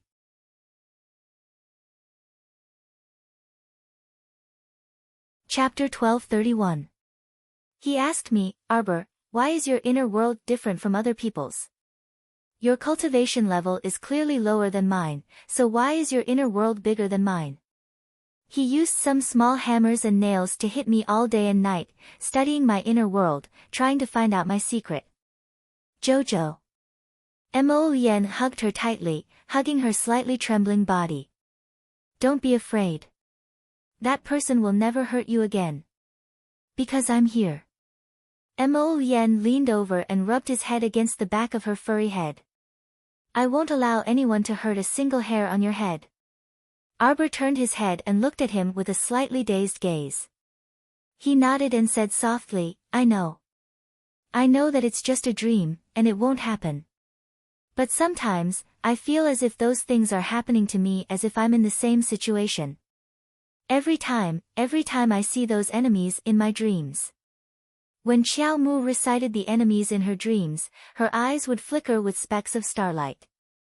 I just want to stab them to death, one stab at a time. I won't let Fan Qiuhe die so easily. Arbor looked at Mo Yen and asked softly, don't you think that this version of me is very scary? Mo Yen shook his head heavily. I don't think so. I just feel that this version of you makes my heart ache. He held her little hand and pressed it against his thumping heart. He sighed softly. JoJo, it hurts here when I hear you say this. It doesn't matter if it's a dream or not. He reached out and cupped her little face. Suddenly, he lowered his head and kissed her lightly on the lips. All of this is in the past. It won't happen to you again. I swear that I'll use my life to protect you, my JoJo. My love. He murmured softly and hugged her in his arms. Unknowingly, the two's fingers were tightly intertwined. Even when the afternoon sun shone on them, they didn't relax at all. That fat old man is the third elder of the Academy of Elders in China. He's here to find me. Mo Yen held her little hand and said mildly, no matter what happens in the future, JoJo, we won't be separated, okay? Xiao Mu's mind was a bit fatigued after digging into the secrets buried deep in her heart with him. She had already drifted into dreamland, as though she couldn't muster up any energy to continue the conversation. Mo Yen saw that she was about to sleep, so he put the matter of the third elder in China aside. He raised his hand to caress her smooth forehead and gently planted a kiss on it. He murmured softly, go to sleep. Everything will be fine when you wake up. This was a kind of mental exhaustion, not because she wanted to sleep. It was as if, after saying all this, she had walked through endless darkness and was finally pulled back from hell with great difficulty. Right now, she especially wanted to sleep comfortably under the sun and the warm sky. The cries of eagles glided by. The war eagles mounted by the huge bear squad flew one by one across the clear and comfortable sky, flying in the direction of the Mo Kingdom capital. Arbor's lips curled up slightly. She nuzzled against Mo Yen's chest and adjusted to a suitable sleeping position. His heartbeat was strong and powerful, like a lullaby, urging her to fall into a defenseless sleep. It seemed that with him by her side, she felt that she could have no misgivings.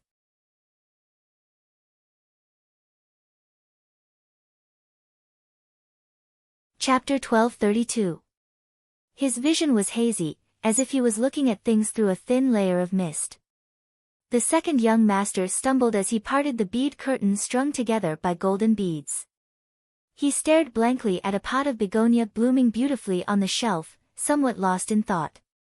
There was a spotlessly white walnut inlaid bed in the bedroom, as well as the extremely familiar-looking brush, ink, paper, and inkstone on the desk next to it. An unfinished pot of hot tea was steaming with white smoke. Why did all of this look so familiar? Outside the beaded curtain, there seemed to be someone talking on the other side of the screen. The second young master moved closer. When he saw that hazy and familiar figure under the floating white veil, it was as if something had struck his heart. He was completely stunned. This back view. Why was this back view so similar to him? He only heard a soft voice say with a chuckle, Xian, don't tell me you've really fallen in love with that woman and want to marry her. Don't forget who you are. Your father will never allow you to marry such a good-for-nothing woman. If you want to marry, shouldn't you marry a girl from an aristocratic family like me? That woman is of no help to you at all. When the second young master heard that woman's words through the thin white veil, he didn't know why, but his fists actually clenched tightly. "Tsk," a disdainful voice sounded. The second young master suddenly widened his eyes and shot a glance in that direction like lightning. Where was he? Was he in a dream? Why did it feel like he was actually there? It was as if he was looking at himself from his previous life and talking to someone. Xian, say something. You're thinking too much. He heard his own voice faintly transmitted through the floating white veil. His current mood became very perturbed and complicated. He took a step forward, as if wanting to rush over and stop himself from saying what he was going to say next. However, it was as if he was frozen in time and space, trapped in a small space. He could only look at them, but couldn't go forward to touch or stop them. Don't say it. Don't say it anymore. The second young master inexplicably felt as if his heart was about to be squeezed. It was as if he was looking at himself in his previous life and realized that if he continued to say those heartless words, it would cause something irreversible. If it were you, would you marry a cripple with 4 limbs as your wife? The cold voice continued, she is just a little pet that I raised. She's a pet. Of course, I'll tease her when I'm happy. When I'm unhappy, I'll just ignore her. Just wait and see, she will obediently call me master in the future. The woman giggled. Her laughter was like a demonic sound that pierced into his ears. The second young master looked at everything in front of him with a blank expression. He saw someone push out a wooden wheelchair from behind a long cabinet. The wheeled chair rolled along, as if every step was stepping on the tip of his heart, causing his eyebrows to shrink slightly in pain. He heard the woman's laughter. She said mockingly, Xian, your little pet heard what you said. He could clearly see the subtle changes in his previous life's expression under the moonlight. When he wanted to rush over and take a look at the person who had lowered her head and curled herself up in the wheelchair, it was as if he stepped on empty air and his whole body fell down. You're tuning in to the Blissful Bookshelf YouTube channel. We're so grateful for your support, and don't forget to subscribe to join us on this incredible journey through captivating stories. Your generosity through donations truly makes a world of difference, as it's the primary source of revenue that allows me to expand and enhance this channel for you. Thank you from the bottom of my heart for being a part of this adventure.